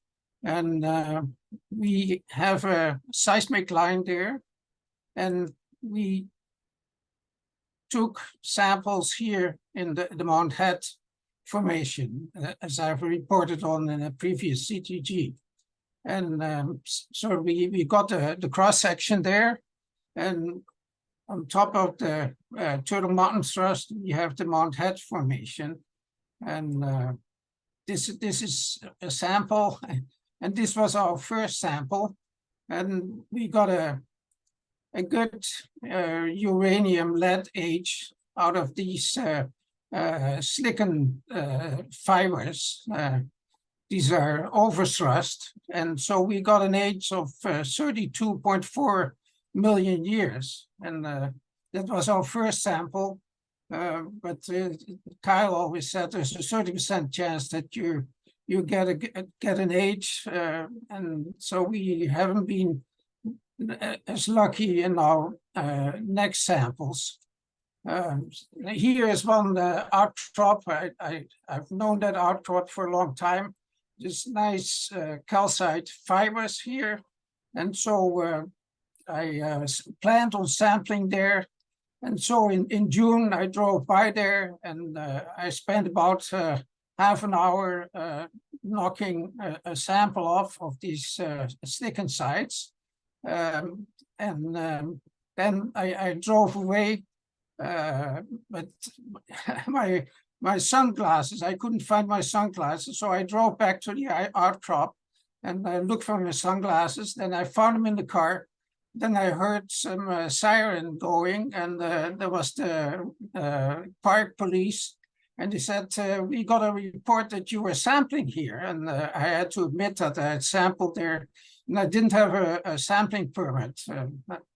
I've taken rocks often in the, in the national park, but anyway, so they took that sample, but they also took my hammer, and I was especially objecting to that they took my hammer, but they were insistent, and so I had to come back in September. I got a fine of $400, and but they keep the sample in a good spot, and if we applied for the sampling permit, and once we get the permit, we'll get the sample back. But anyway, so I drove on to Golden, and there's, when you're coming into Golden, there's some good outcrops from the Mackay group, and you see these folded quartz veins, and as you can see, there's no hammer because I didn't have my hammer anymore. But these were quartz veins anyway, so they're not good for dating. So I drove on 28 kilometers east of Golden along the White River Break, and here along this side road of the Trans-Canada, there it was a good outcrop in of the Mackay group, and there's two sets of lineations. This is the younger dextral, and we see a lot in the outcrop, and so this is where the sample is from. You can see the edge of the sample. And there's these older dip slicken fibers in the outcrop. Unfortunately, the uranium content of the dextral fibers were too low, but they were slightly higher than of the older dip slicken fibers, and so we got a date. But it's still, the content is about 0.3 uranium. It's still on the low side. And we got an age of 53 plus or minus 49. It's not the best date. So there's a lot of insecurity, and it's a large error margin. But anyway, we then northwest of Golden and northwest of Donald, there along this the forestry road near Kinbasket Lakes. There's a good outcrop, and here we see this fault parallel to the Rocky Mountain Trench. And we see these slicken fibers, and here you can see that I had to go to the grocery store and the hardware store and get another hammer, and so I hammered in here. I got the sample, and here is the sample, and we see the slicken fibers. Unfortunately, these slicken fibers are even lower in uranium content. The average is 0.03 uranium. And so we get a large error margin, 190 million years. But still, there's a date, there's 30 million, which is Oligocene, and that's what Ray Price mapping for the Geological Survey of Canada, like the Flathead Fault is Oligocene, and so the Rocky Mountain Trench is assumed to be around this age, but we have to work on trying to get samples with higher uranium content. So yeah, the conclusion is that we know from the Crow's Nest Pass there was thrusting was still ongoing 32 million years ago in the Oligocene. And this is a little bit against the general thinking, because Ray Price, even Dino Pana and Van der Pluim have published 56 million years. And Ray Price always thought that even that was a little bit too young of an age, that thrusting was stopped earlier in the Paleocene. But there's indication that there was movement still going on. Even now, there's still slight thrust movements along they have been observed by the monitoring of Turtle Mountain. Thrusting in Golden Area terminated circa 60 million years ago. That's what that sample that we dated just east of Golden seems to indicating that as well. And the dextral transcurrent movement, the Rocky Mountain Trench was most likely still ongoing by circa 30 million years ago in the Oligocene. But ongoing research is aimed at finding higher uranium content in the silicon fibers to get higher precision ages. And one of our samples is presently being investigated in California by one of Carl's colleagues, just to see if there's slightly higher locations in the sample of higher uranium content, because that's the challenge, and seems to be the challenge in Europe as well. I got some samples from Switzerland and from Spain from my PhD long time ago, but I still got those samples, and we're going to try to date those as well. There's interest in Switzerland to get dating done on the molecular nap, on the inverted limb of the molecular nap. But also for all the students and all the professionals here, when sampling in our national parks, get a sampling permit, because it cost me around $1,000, because I got a $400 fine, but then I had to go to court in Canmore, and $300 for to get a room there for a night, and the gas, etc. But in some ways, I was still lucky, because in the same court appearance where I got my $400 fine, there was a woman that had ignored a trail that was closed, and she got a $1,200 fine. So this is a lesson. So thank you.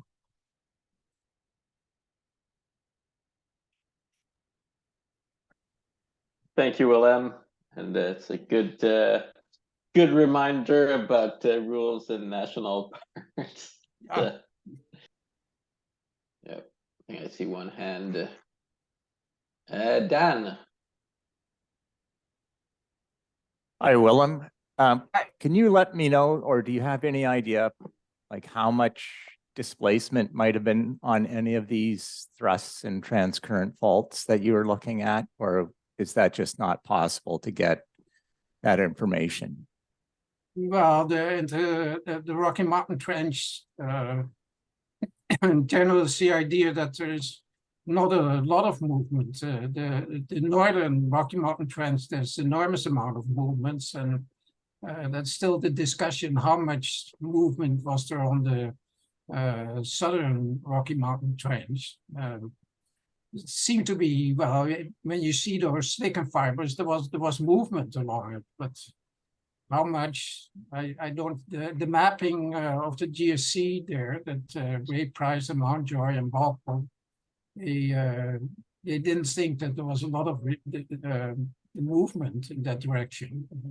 there's the Purcell thrust, which is bringing the Precambrian rocks over the Paleozoic rocks, but it's no transcurrent movement on that.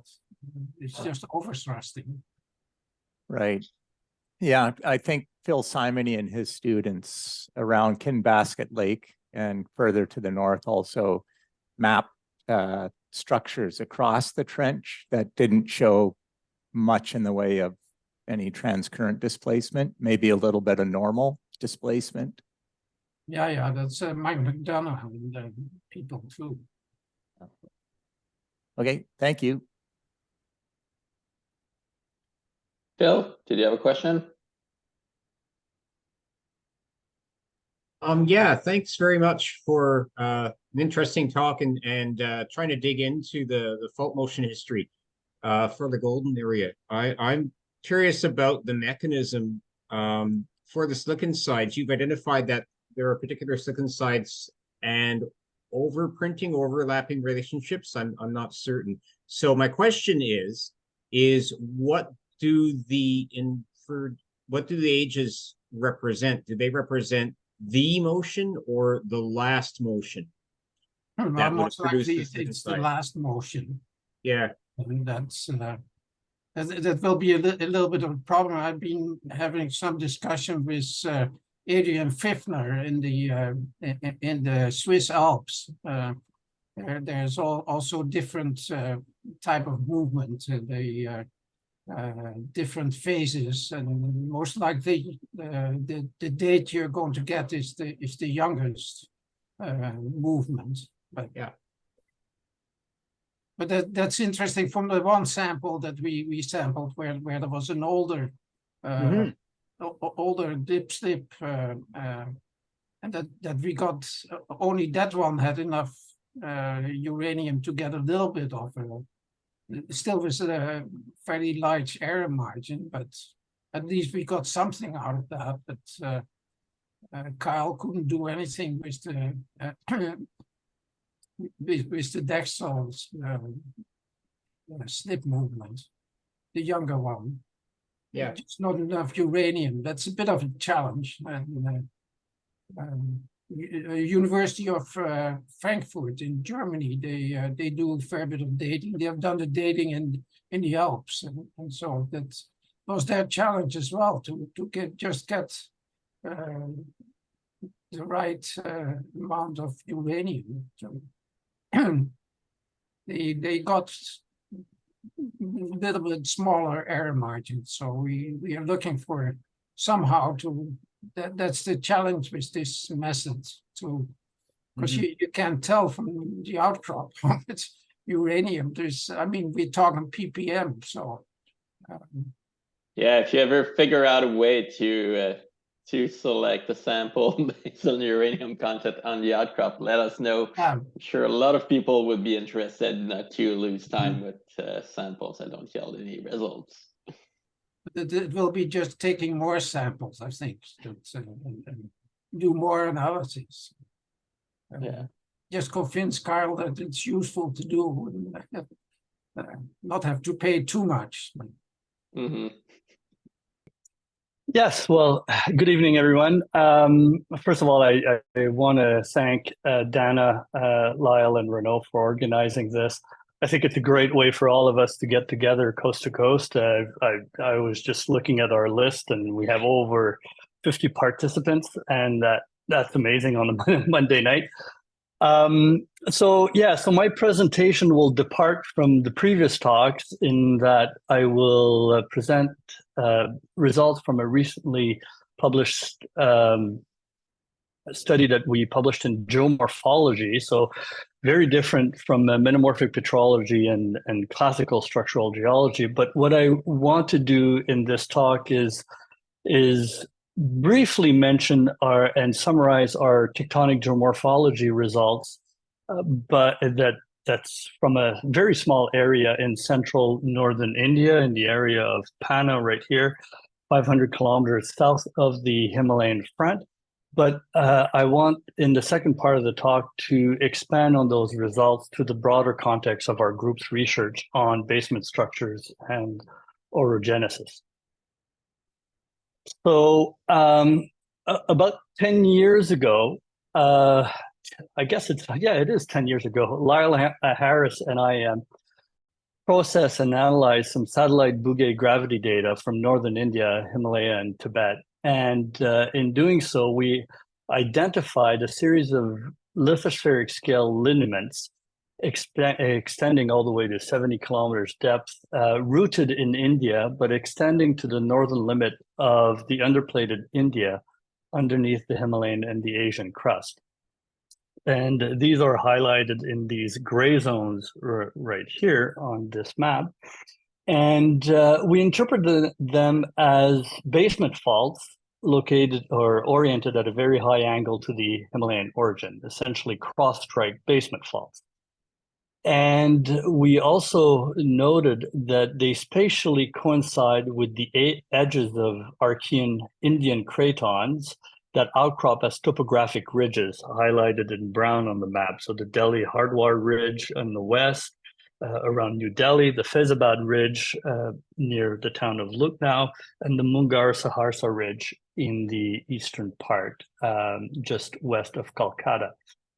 And we noted that these basement lineaments delineate these basement ridges and also extend to the northern extent of the underplated India, all the way to the Bagong Suture.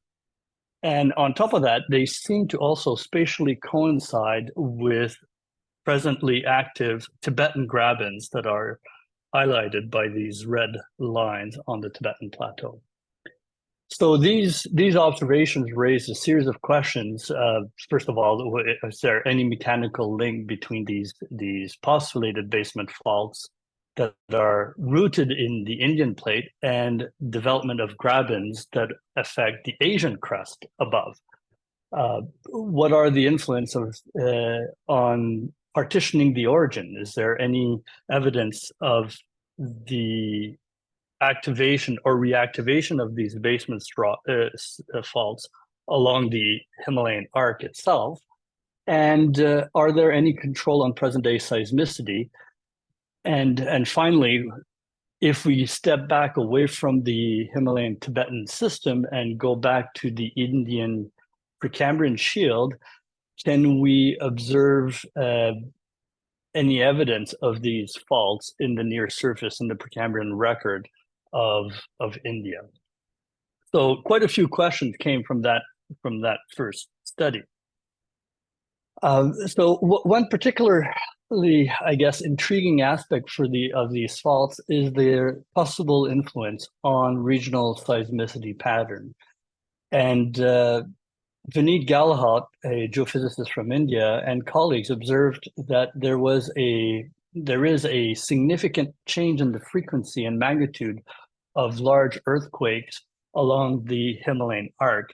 And in fact, where these basement ridges project northward between these basement faults, it seems to coincide with a suppression of these high magnitude earthquakes.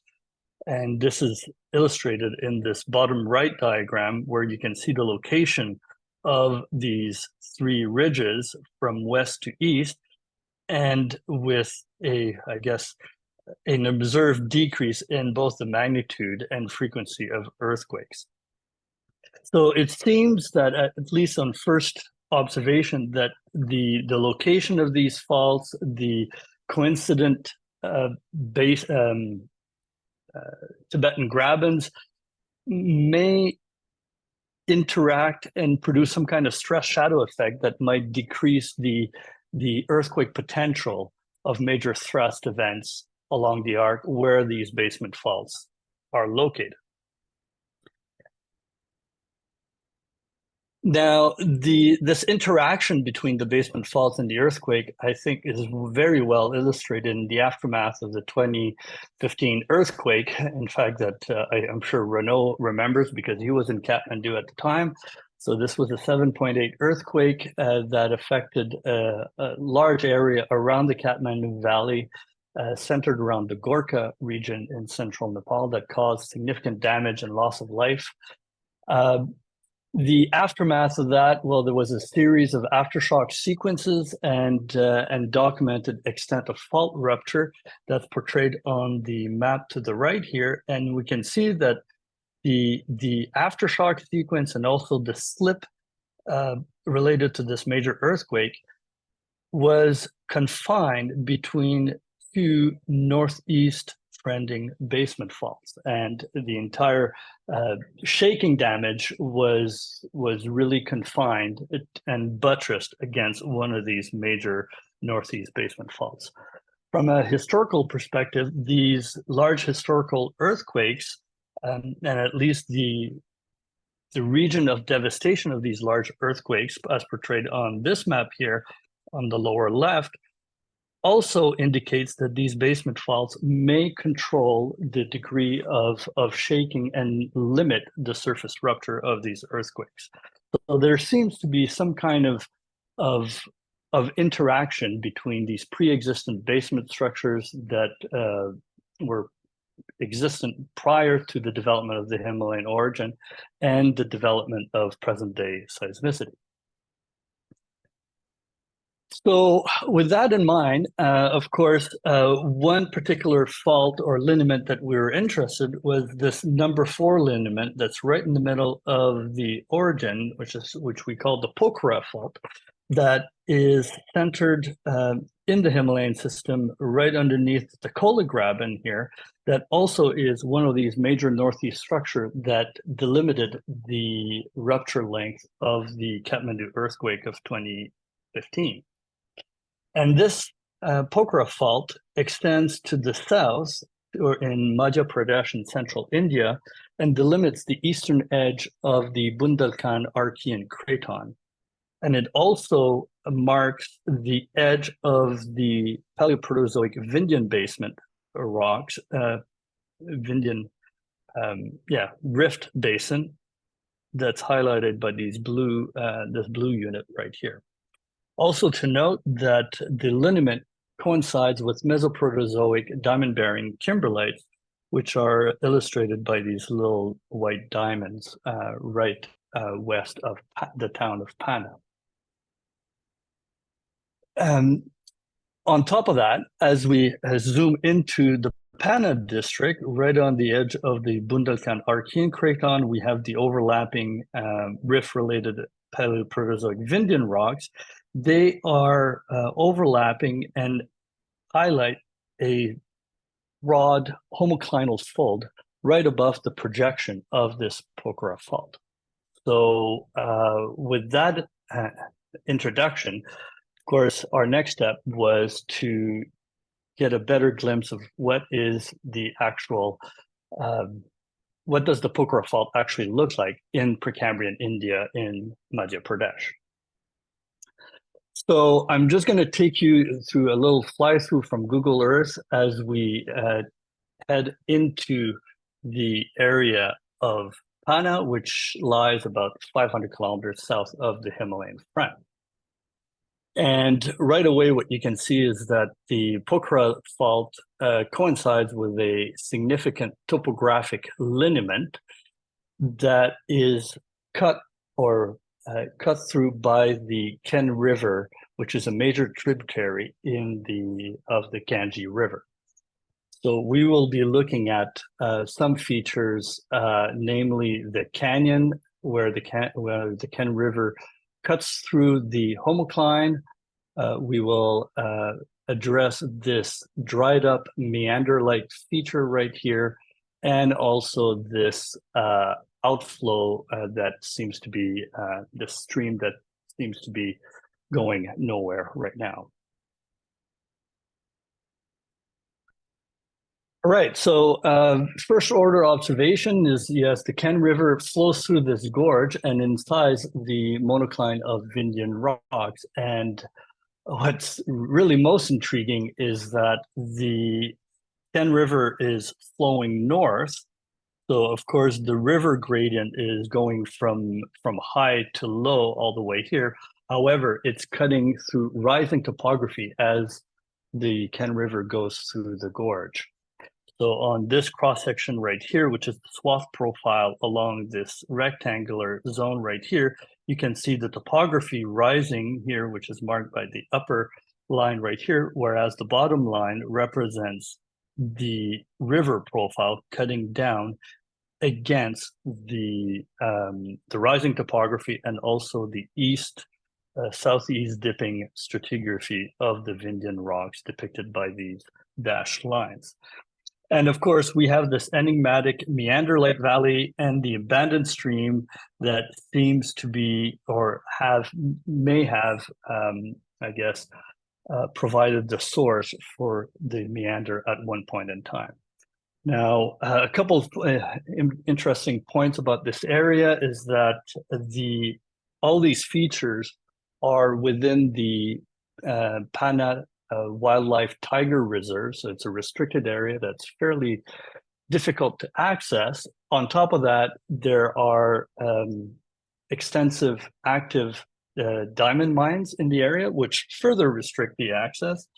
And the third complexity here is that the Indian government is proposing a very important Ken-Betwa river link, which would see the Ken River dam and to produce a huge water reservoir. So they're considering damming this part of the river, thereby potentially affecting and threatening the wildlife habitat and displacing population.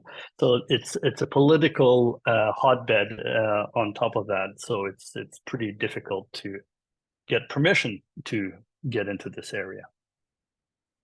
So what we did here is along the length of the homocline, we generated and subdivided the area into 48 small drainage areas that are essentially coinciding with 48 southeast flowing micro drainage areas coming off the monocline.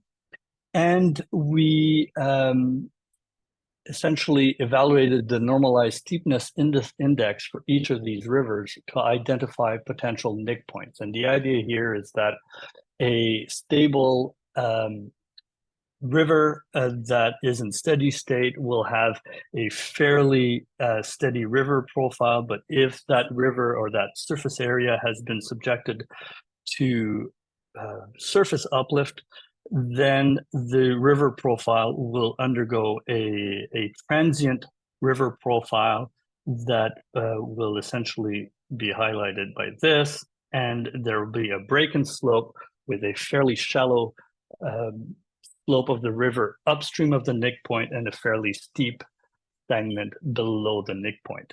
And that way we can then use that as a proxy for surface uplift and also look at the incision depth, which is essentially this, which as a proxy of the rate of rock uplift and incision rate.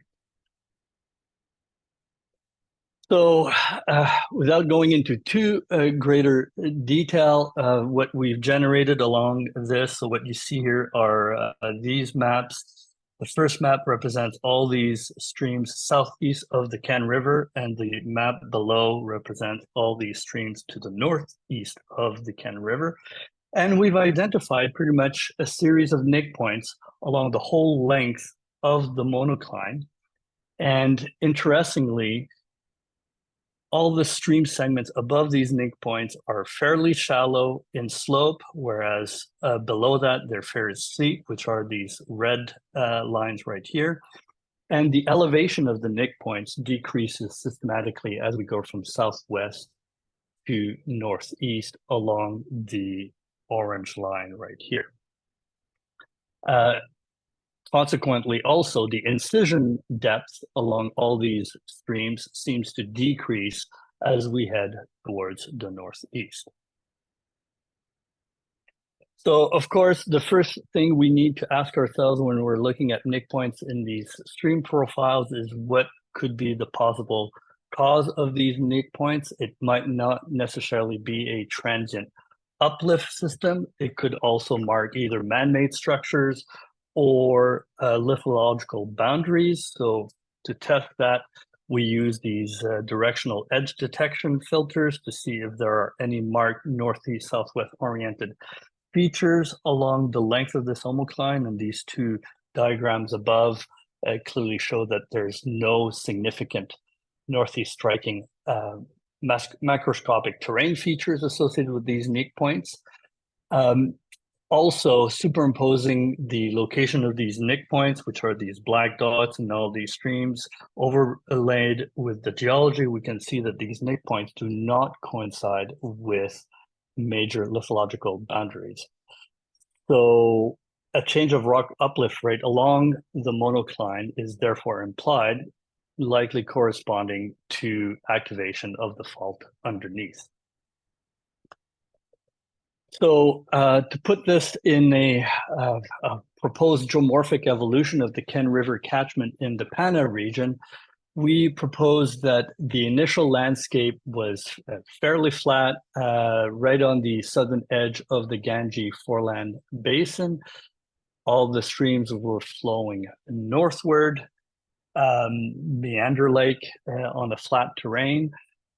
And as the Pokhara fault reactivated, it initiated the, I guess, differential rock uplift on either side of the Pokhara fault, down dropping the southeast component right here. In the process, started generating the southeast flowing streams on the eastern side of the monocline, and isolating and abandoning some of the early streams that were flowing into the Ken River and the meander-like feature. And as we continue to generate uplift above the Pokhara fault, we eventually abandon this meander-like feature, abandon all these initial northeast flowing streams apart from the Ken River that kept up incising into the rising monocline and landscape around. Of course, what's missing in all of this is that we don't have good timing constraint because we haven't been able to actually visit the meander-like feature and look at what that feature looks like in the field. This was, for the most part, a desktop study. So in conclusion, what we can say, though, is we believe the Ken River catchment in this area is undergoing a transit response to recent change in rock uplift rate that's associated with monocline growth and reactivation of the Pokhara fault. The geomorphic features in this area and seismicity along the Indian basement fault suggest that these northeast striking lithospheric faults can be reactivated. How recent, though? Possibly in the Plio-Quaternary. One thing that we want to do in the near future is I'm actually teaming up with anthropologists, archaeologists, and tectonic geomorphologists in India to look at, study it from a historical perspective. There's been considerable human inhabitation in that area, all the way from the Paleolithic, all the way to the 9th century and the 10th century, 16th century, throughout various construction and destruction of temples, and try to see if we can link the reconstruction of some of these temples with the earthquake cycle that may have been linked to these basement faults. So that's one of the things that we want to do. However, we are facing some significant challenges. The first one was getting access from the Tiger Reserve people. We've obtained the permit to go there, but now the India-Canada diplomatic conflict has now negated all our efforts. We can't get any visas to get to India. So of course, until that's resolved, we won't be able to go there. But the idea would be to go and sample those sediments in the abandoned streams and meanders, and utilizing tools like thermoluminescence to try to date those sediments when they were abandoned to better constrain the rock uplift. The last couple of slides I want to touch on is how do we bring what we've done in central India here with other studies from our group. In recent years, we've looked at how these basement faults affect the Ganga foreland basin, and this was the work in collaboration with Mike Duval and John Waldron at University of Alberta. where we've identified some significant control in the Miocene foreland basin and control exerted by the location of these basement faults. We've also identified new growth of the main Himalayan frontal thrust associated with strike slip faulting that is associated with these basement faults. Renaud Soucy La Roche has done some really interesting studies to look at the Oligocene aspect of reactivation of these faults, namely around the metamorphic core of Western Nepal, around the Jajarkot clip and the Karnali clip. In the next talk coming up by Taylor Morell, Taylor will expand on her work further west along some other basement faults and how they project and may segment the Himalayan metamorphic core in the Oligocene. From an earthquake perspective, Michelle Pierce is right now working on a series of numerical models to look at the interaction of these basement faults with these major thrust-related earthquakes and how they relate and partition or can modify the stress system and limit the surface ruptures associated with mega thrust earthquakes. So that's sort of work in progress associated with these basement structures.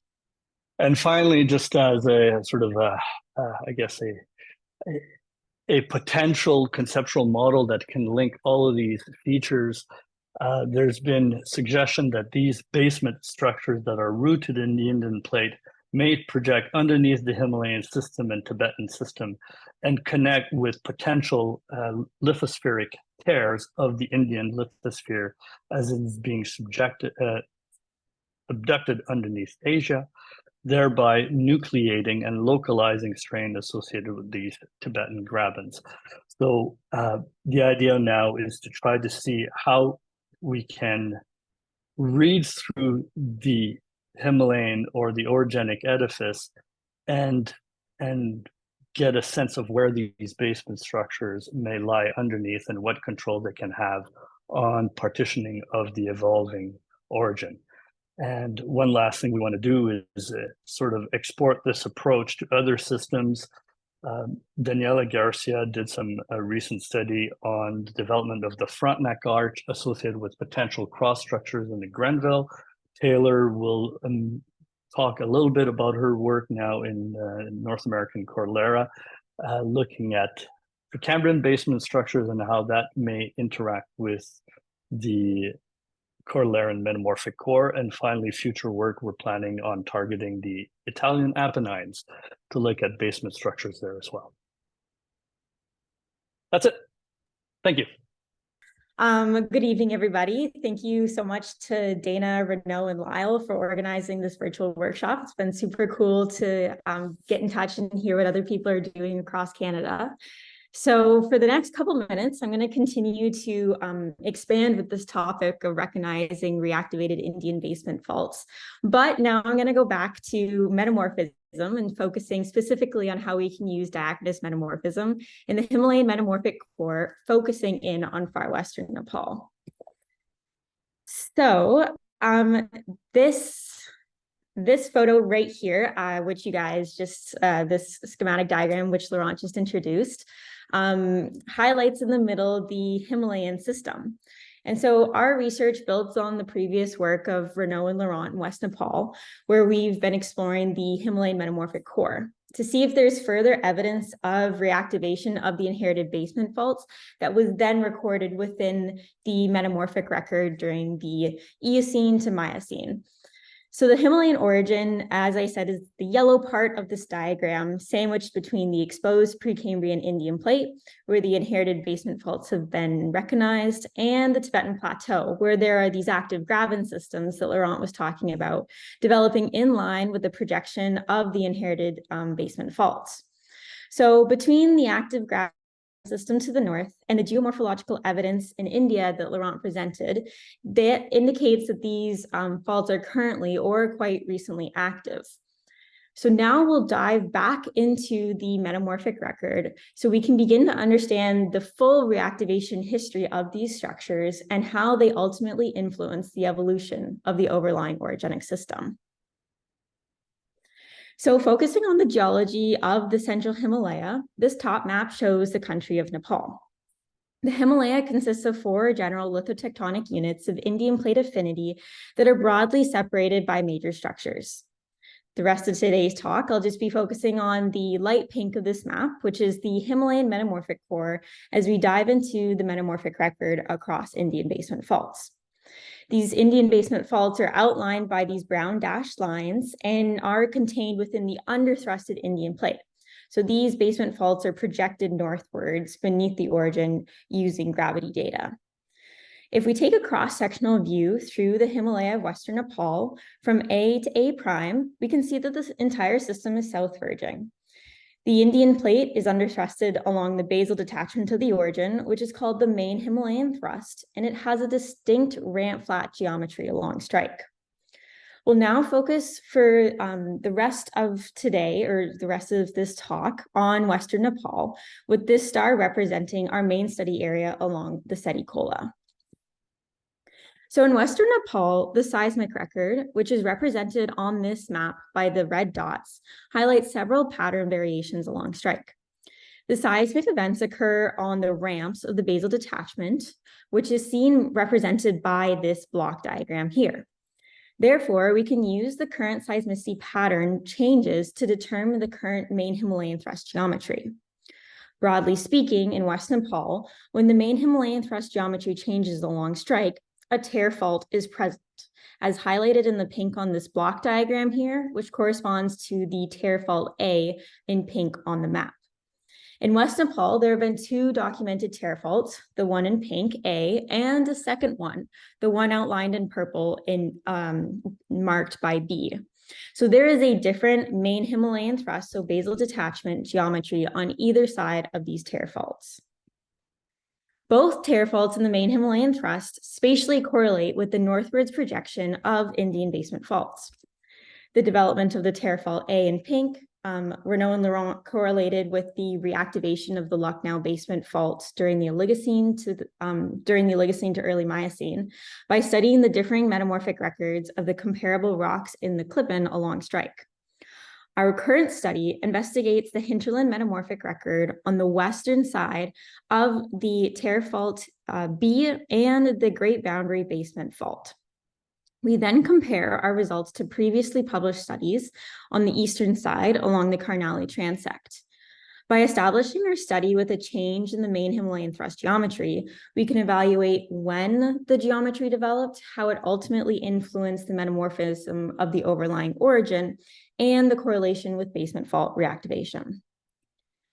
So the Seti Kola itself is a river that cuts through the hinterland of the Himalayan metamorphic core, crossing through the green schist grade rocks of the lesser Himalayan sequence, and then into the amphibolite grade rocks of the greater Himalayan sequence.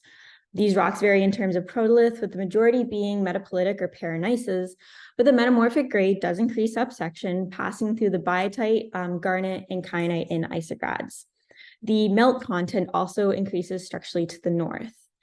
The main central thrust shear zone, which is a major shear zone throughout the entire Himalayan system, was quantified constrained along the Seti Kola using the semi-quantitative approach of quartz crystallographic preferred orientation, so CPO, analysis to support field observations.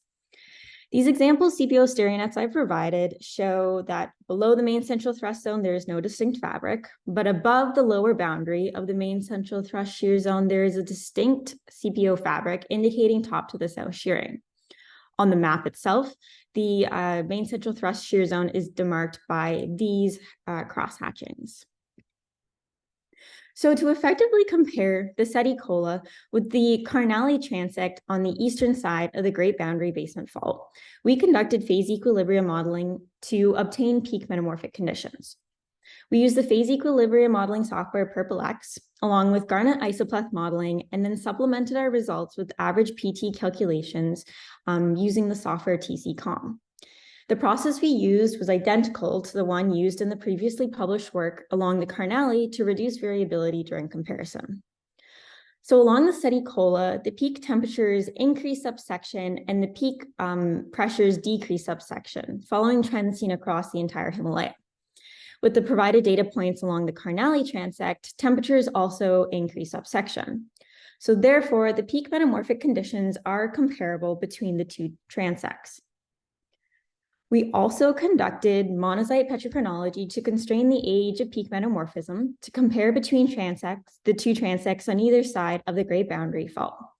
However, unlike the comparable peak metamorphic conditions we just saw, the timing of peak metamorphism is not comparable between the two transects. The peak metamorphism along the Sedicola, which is on the left column here, is approximately 10 to 14 million years older than the peak metamorphism recorded along the Carnally. So this indicates that the Himalayan metamorphic core was segmented, causing diachronous metamorphism during the evolution of the Himalaya. We propose that the cause of the segmentation of the Himalayan metamorphic core resulting in this diachronous metamorphism in the hinterland of far western Nepal is from the reactivation of the Great Boundary Fault, which is an Indian basement fault. This schematic diagram represents the main Himalayan thrust in the gray surface, the Great Boundary Fault trace in red, and the Himalayan metamorphic core represented by these two symbols. The Sedicola section is represented by the square on the western side, and the Carnally section is represented by the triangle on the eastern side. So before 22 million years ago, the rocks on either side of the Great Boundary Fault were at an equivalent structural level, evolving together towards the orogenic front. By 22 million years ago, however, the Great Boundary Fault had been reactivated, causing a distinct ramp-flat geometry to develop along the Sedicola section. The Sedicola rocks were forced up this unique basal detachment ramp, ultimately reaching the end of peak metamorphism by 22 million years ago. However, while all that was occurring on the Sedicola section, the Carnally rocks were still at depth, still undergoing prograde metamorphism. So therefore, the Himalayan metamorphic core had been segmented. Finally, by 12 million years ago, the Carnally rocks underwent movement on a different ramp-flat geometry on the eastern side of the Great Boundary Fault, causing peak metamorphism to be much younger than the Sedicola section. So despite being structurally equivalent rocks exposed along strike, the Sedicola and the Carnally transect reveal stark differences in the age of peak metamorphism in the Himalayan metamorphic core. Therefore, segmentation of the main Himalayan thrust and the overlying Himalayan metamorphic core are attributed to the reactivation of the Great Boundary Fault in the underthrusted plate during the Oligocene to the earliest Miocene. The segmentation of the main Himalayan thrust resulted in several differences along strike, including the diachronous metamorphism of equivalent metamorphic conditions I've presented. Considering these two schematic cross-sectional diagrams, the main Himalayan thrust geometry is different on either side of the Great Boundary Fault and directly influenced how the overlying orogen evolved through time. Other long strike differences can also be attributed to the segmentation of the main Himalayan thrust by the reactivation of the Great Boundary Fault. This includes the offset of the foreland clip-in West Nepal, the irregular distribution of out-of-sequence thrusting along the main central thrust zone in the hinterland, and the current differences in seismicity distribution. So based on the results from the Sedicola study, in combination with the work that Renaud and Laurent did previously, we can make a few statements about the usefulness of the different methodology we've applied to study the reactivation record of these Indian basement faults applied to the Himalayan metamorphic core. So field mapping and court CPO were used to constrain the structural level to be sure that equivalent structural levels were being directly compared in the studies. PT modeling is still required to model the peak metamorphic conditions. Despite there being little to no difference in the metamorphic conditions between the Sedicola and the Carnally, it was still important to determine the peak conditions to be sure that equivalent structural levels were being analyzed. However, most importantly, petrochronology is the most helpful in determining the influence of reactivated basement structures. Dating the age of metamorphism in structurally equivalent rocks has shown that there is diachronous metamorphism that occurred in far western Nepal. Without the age of metamorphism, we would not be readily able to determine a difference between the Sedicola and the Carnally transects. These three methods should be used in conjunction with separate studies such as seismicity and geophysics to assess the current geometry of the basal detachment. Then integration of all these results truly shows the best story. Now, with that assessment of methodology, we can apply the same methods to study other inherited basement structures using the metamorphic core of the Himalaya.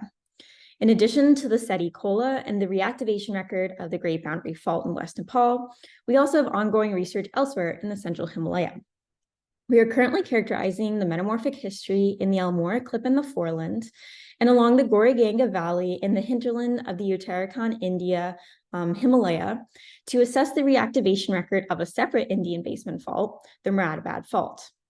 This research will contribute towards our greater understanding of the regional architecture and also towards our research question of how multiple basement structures can influence the evolution of an overlying orogenic system.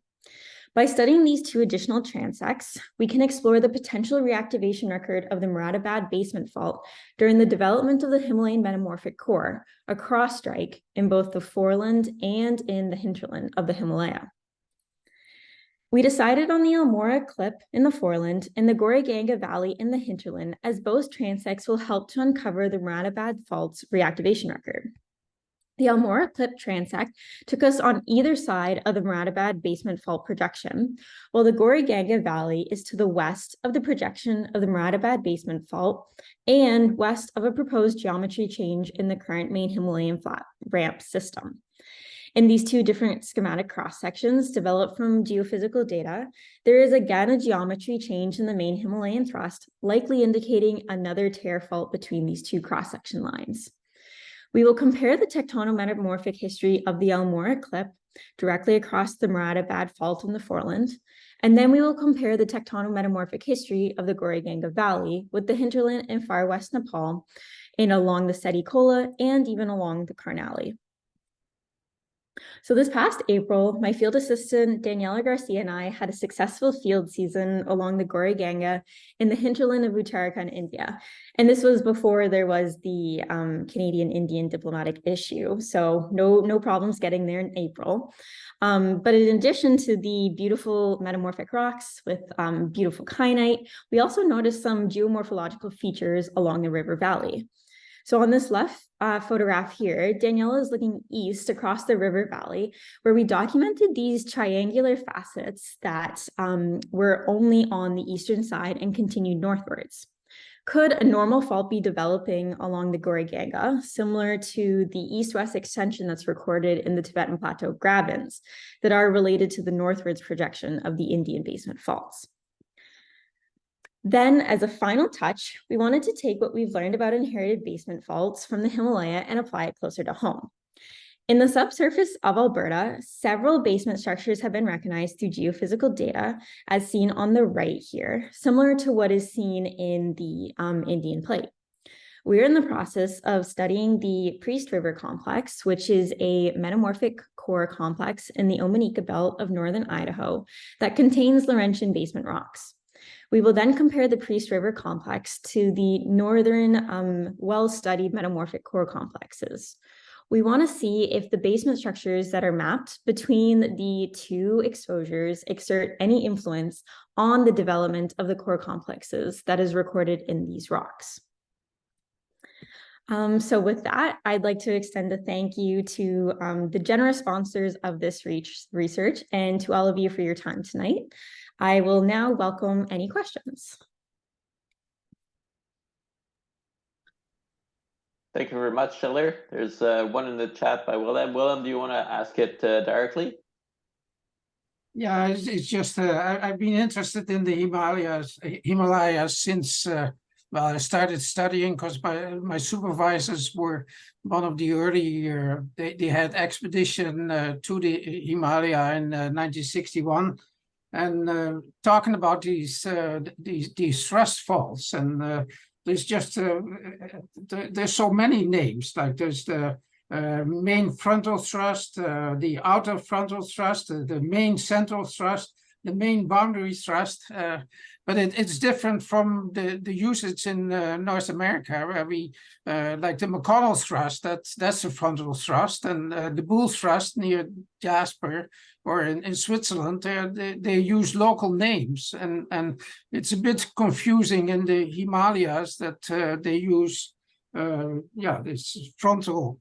So I think what you call the main Himalayan thrust is the main frontal thrust. That's the same, isn't it?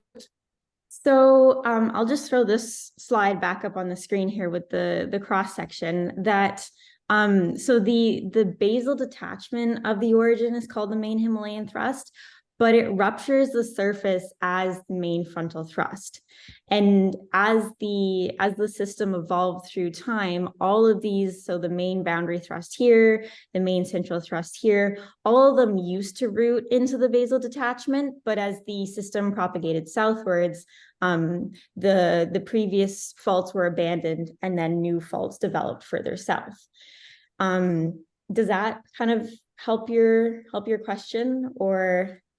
Yeah, so you're saying some of these thrusts are moved several times, and they join together too. They're newer generations of this movement along the basal detachment, but they all root into the main Himalayan thrust, which I guess is like the equivalent to the basal detachment or the basal décollement. Yeah, there's also, you use the great boundary fault, and then there's the main boundary thrust, which are completely different beasts, but similar names. They are, and I will admit, when I first dove into this project, I had to keep a list of all of the different acronyms beside me at all times. But there's a lot of different fault names, and not all of them are associated necessarily with locations or have local names. But the Great Boundary Fault is called the Great Boundary Fault because it delineates two of those boundaries in the Indian plate itself. So yeah, no, it's interesting, the naming, because the McConnell thrust, it's a really old name based on McConnell, but they should nowadays be a local name probably. They shouldn't have, they wouldn't accept a McConnell thrust naming. But... All right, thank you. There are a couple more questions. Felix, I think, raised his hand first. Great talk. I was wondering, in between these basement ridges, you should have had basins with sediments. Does it show off in the Great Himalayan sequence? Are there lithological difference along strike that could reflect these basins? Because that's what we see in the Grenville northeast, in the northeast Grenville. It's unfortunately hidden in a thesis, but we see more sediments linked with basins. I have a suspicion that there is a lot more lithological difference than we have even scratched the surface on, just in the sense that like the thicknesses of the different units that are ascribed to the main Himalayan core, or even like the greater Himalayan sequence, if you dive in further, they change along strike. So along the Seticola, we don't really have any of that calc silicate unit that happens in a greater amount even within the Goriganga Valley. So I have a feeling that there's a lot more underneath the surface in terms of like sediment thickness prior even to collision, but we're just scratching the surface of it. And this would be very interesting, because if there's more pelites, for example, or something like that, it could be more fertile, enhance the flow. So yeah, it's something that I'm really if I can just interject here a little bit. If you look at the Indian craton itself, these faults delineate Vindian basins, which are Proterozoic rocks on either side of Archean ridges. So there are these pre-Himalayan basins that seem to be associated with these basement faults. Of course, once these rocks get into the orogenic engine, then you'll have areas that will be more prolific in pelites, for example, versus more areas that will be richer in Archean granites. All right, thanks. Thanks, Felix. Right, Noah? Yeah, you're on mute. Oh. Thanks for the great talk, Taylor. I had a quick question. So when I looked at the epicenters of your earthquakes, I must admit I don't notice like a distinct offset in the epicenters as I go across these basement structures. if you color coded them by depth, are you saying that there'd be sudden changes in where these ramps are? Yes. So the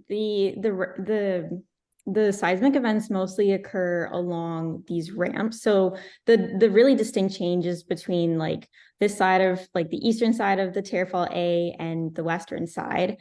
And then once we get over to Tearfall B, there is that lack of kind of this like bimodal distribution of the two seismic patterns, and instead is just one broad field of seismicity events. And so there's been a study that came out in 2021 that correlated that with this change in the geometry, and then went so far as to say that there was this tear fault. I think the part that might be a little bit misleading is this area of seismicity up here is due to a completely different fault system that is called the West Nepal fault system. So that can kind of throw things a little bit off, but I do think that color coding them by depth would be really helpful. So yeah, that would help it pop, because it seems like some of these more like these areas that don't have seismicity, they seem to be associated with a lithological change as opposed to, sudden changes across the fault. Mm-hmm. Yeah, that's a good point. I'll have to think more on that though. Yeah, I don't know anything about the region, so I'm just... No, this is good outsider's perspective, so thank you. Yeah. Do we have time for one more question, or? Yeah, we'll take it, John. Okay. Hopefully that's a fast great question. Talk. Great talk. Thanks very much. Actually, this slide is the one I need to ask my question. You implied, I think, that this pink fault formed during Himalayan thrust propagation. But could that pink fault just be a Precambrian feature, that a step on the basement, and then the main Himalayan thrust has propagated over an uneven surface, creating a steep lateral ramp? And can you tell the difference between those possibilities? I think that's a really good question. You have me stumped. I'm not sure how I would be able to determine the difference between the two of them, other than the fact that the peak metamorphic depths, or like pressures that correspond to depths, are basically the same. So that they would have had to originate from roughly the same crustal depth. But I think I would have to play around more with the pressures and a little bit more of the piezometry of that. Okay, thank you. Thank you. Thanks everyone.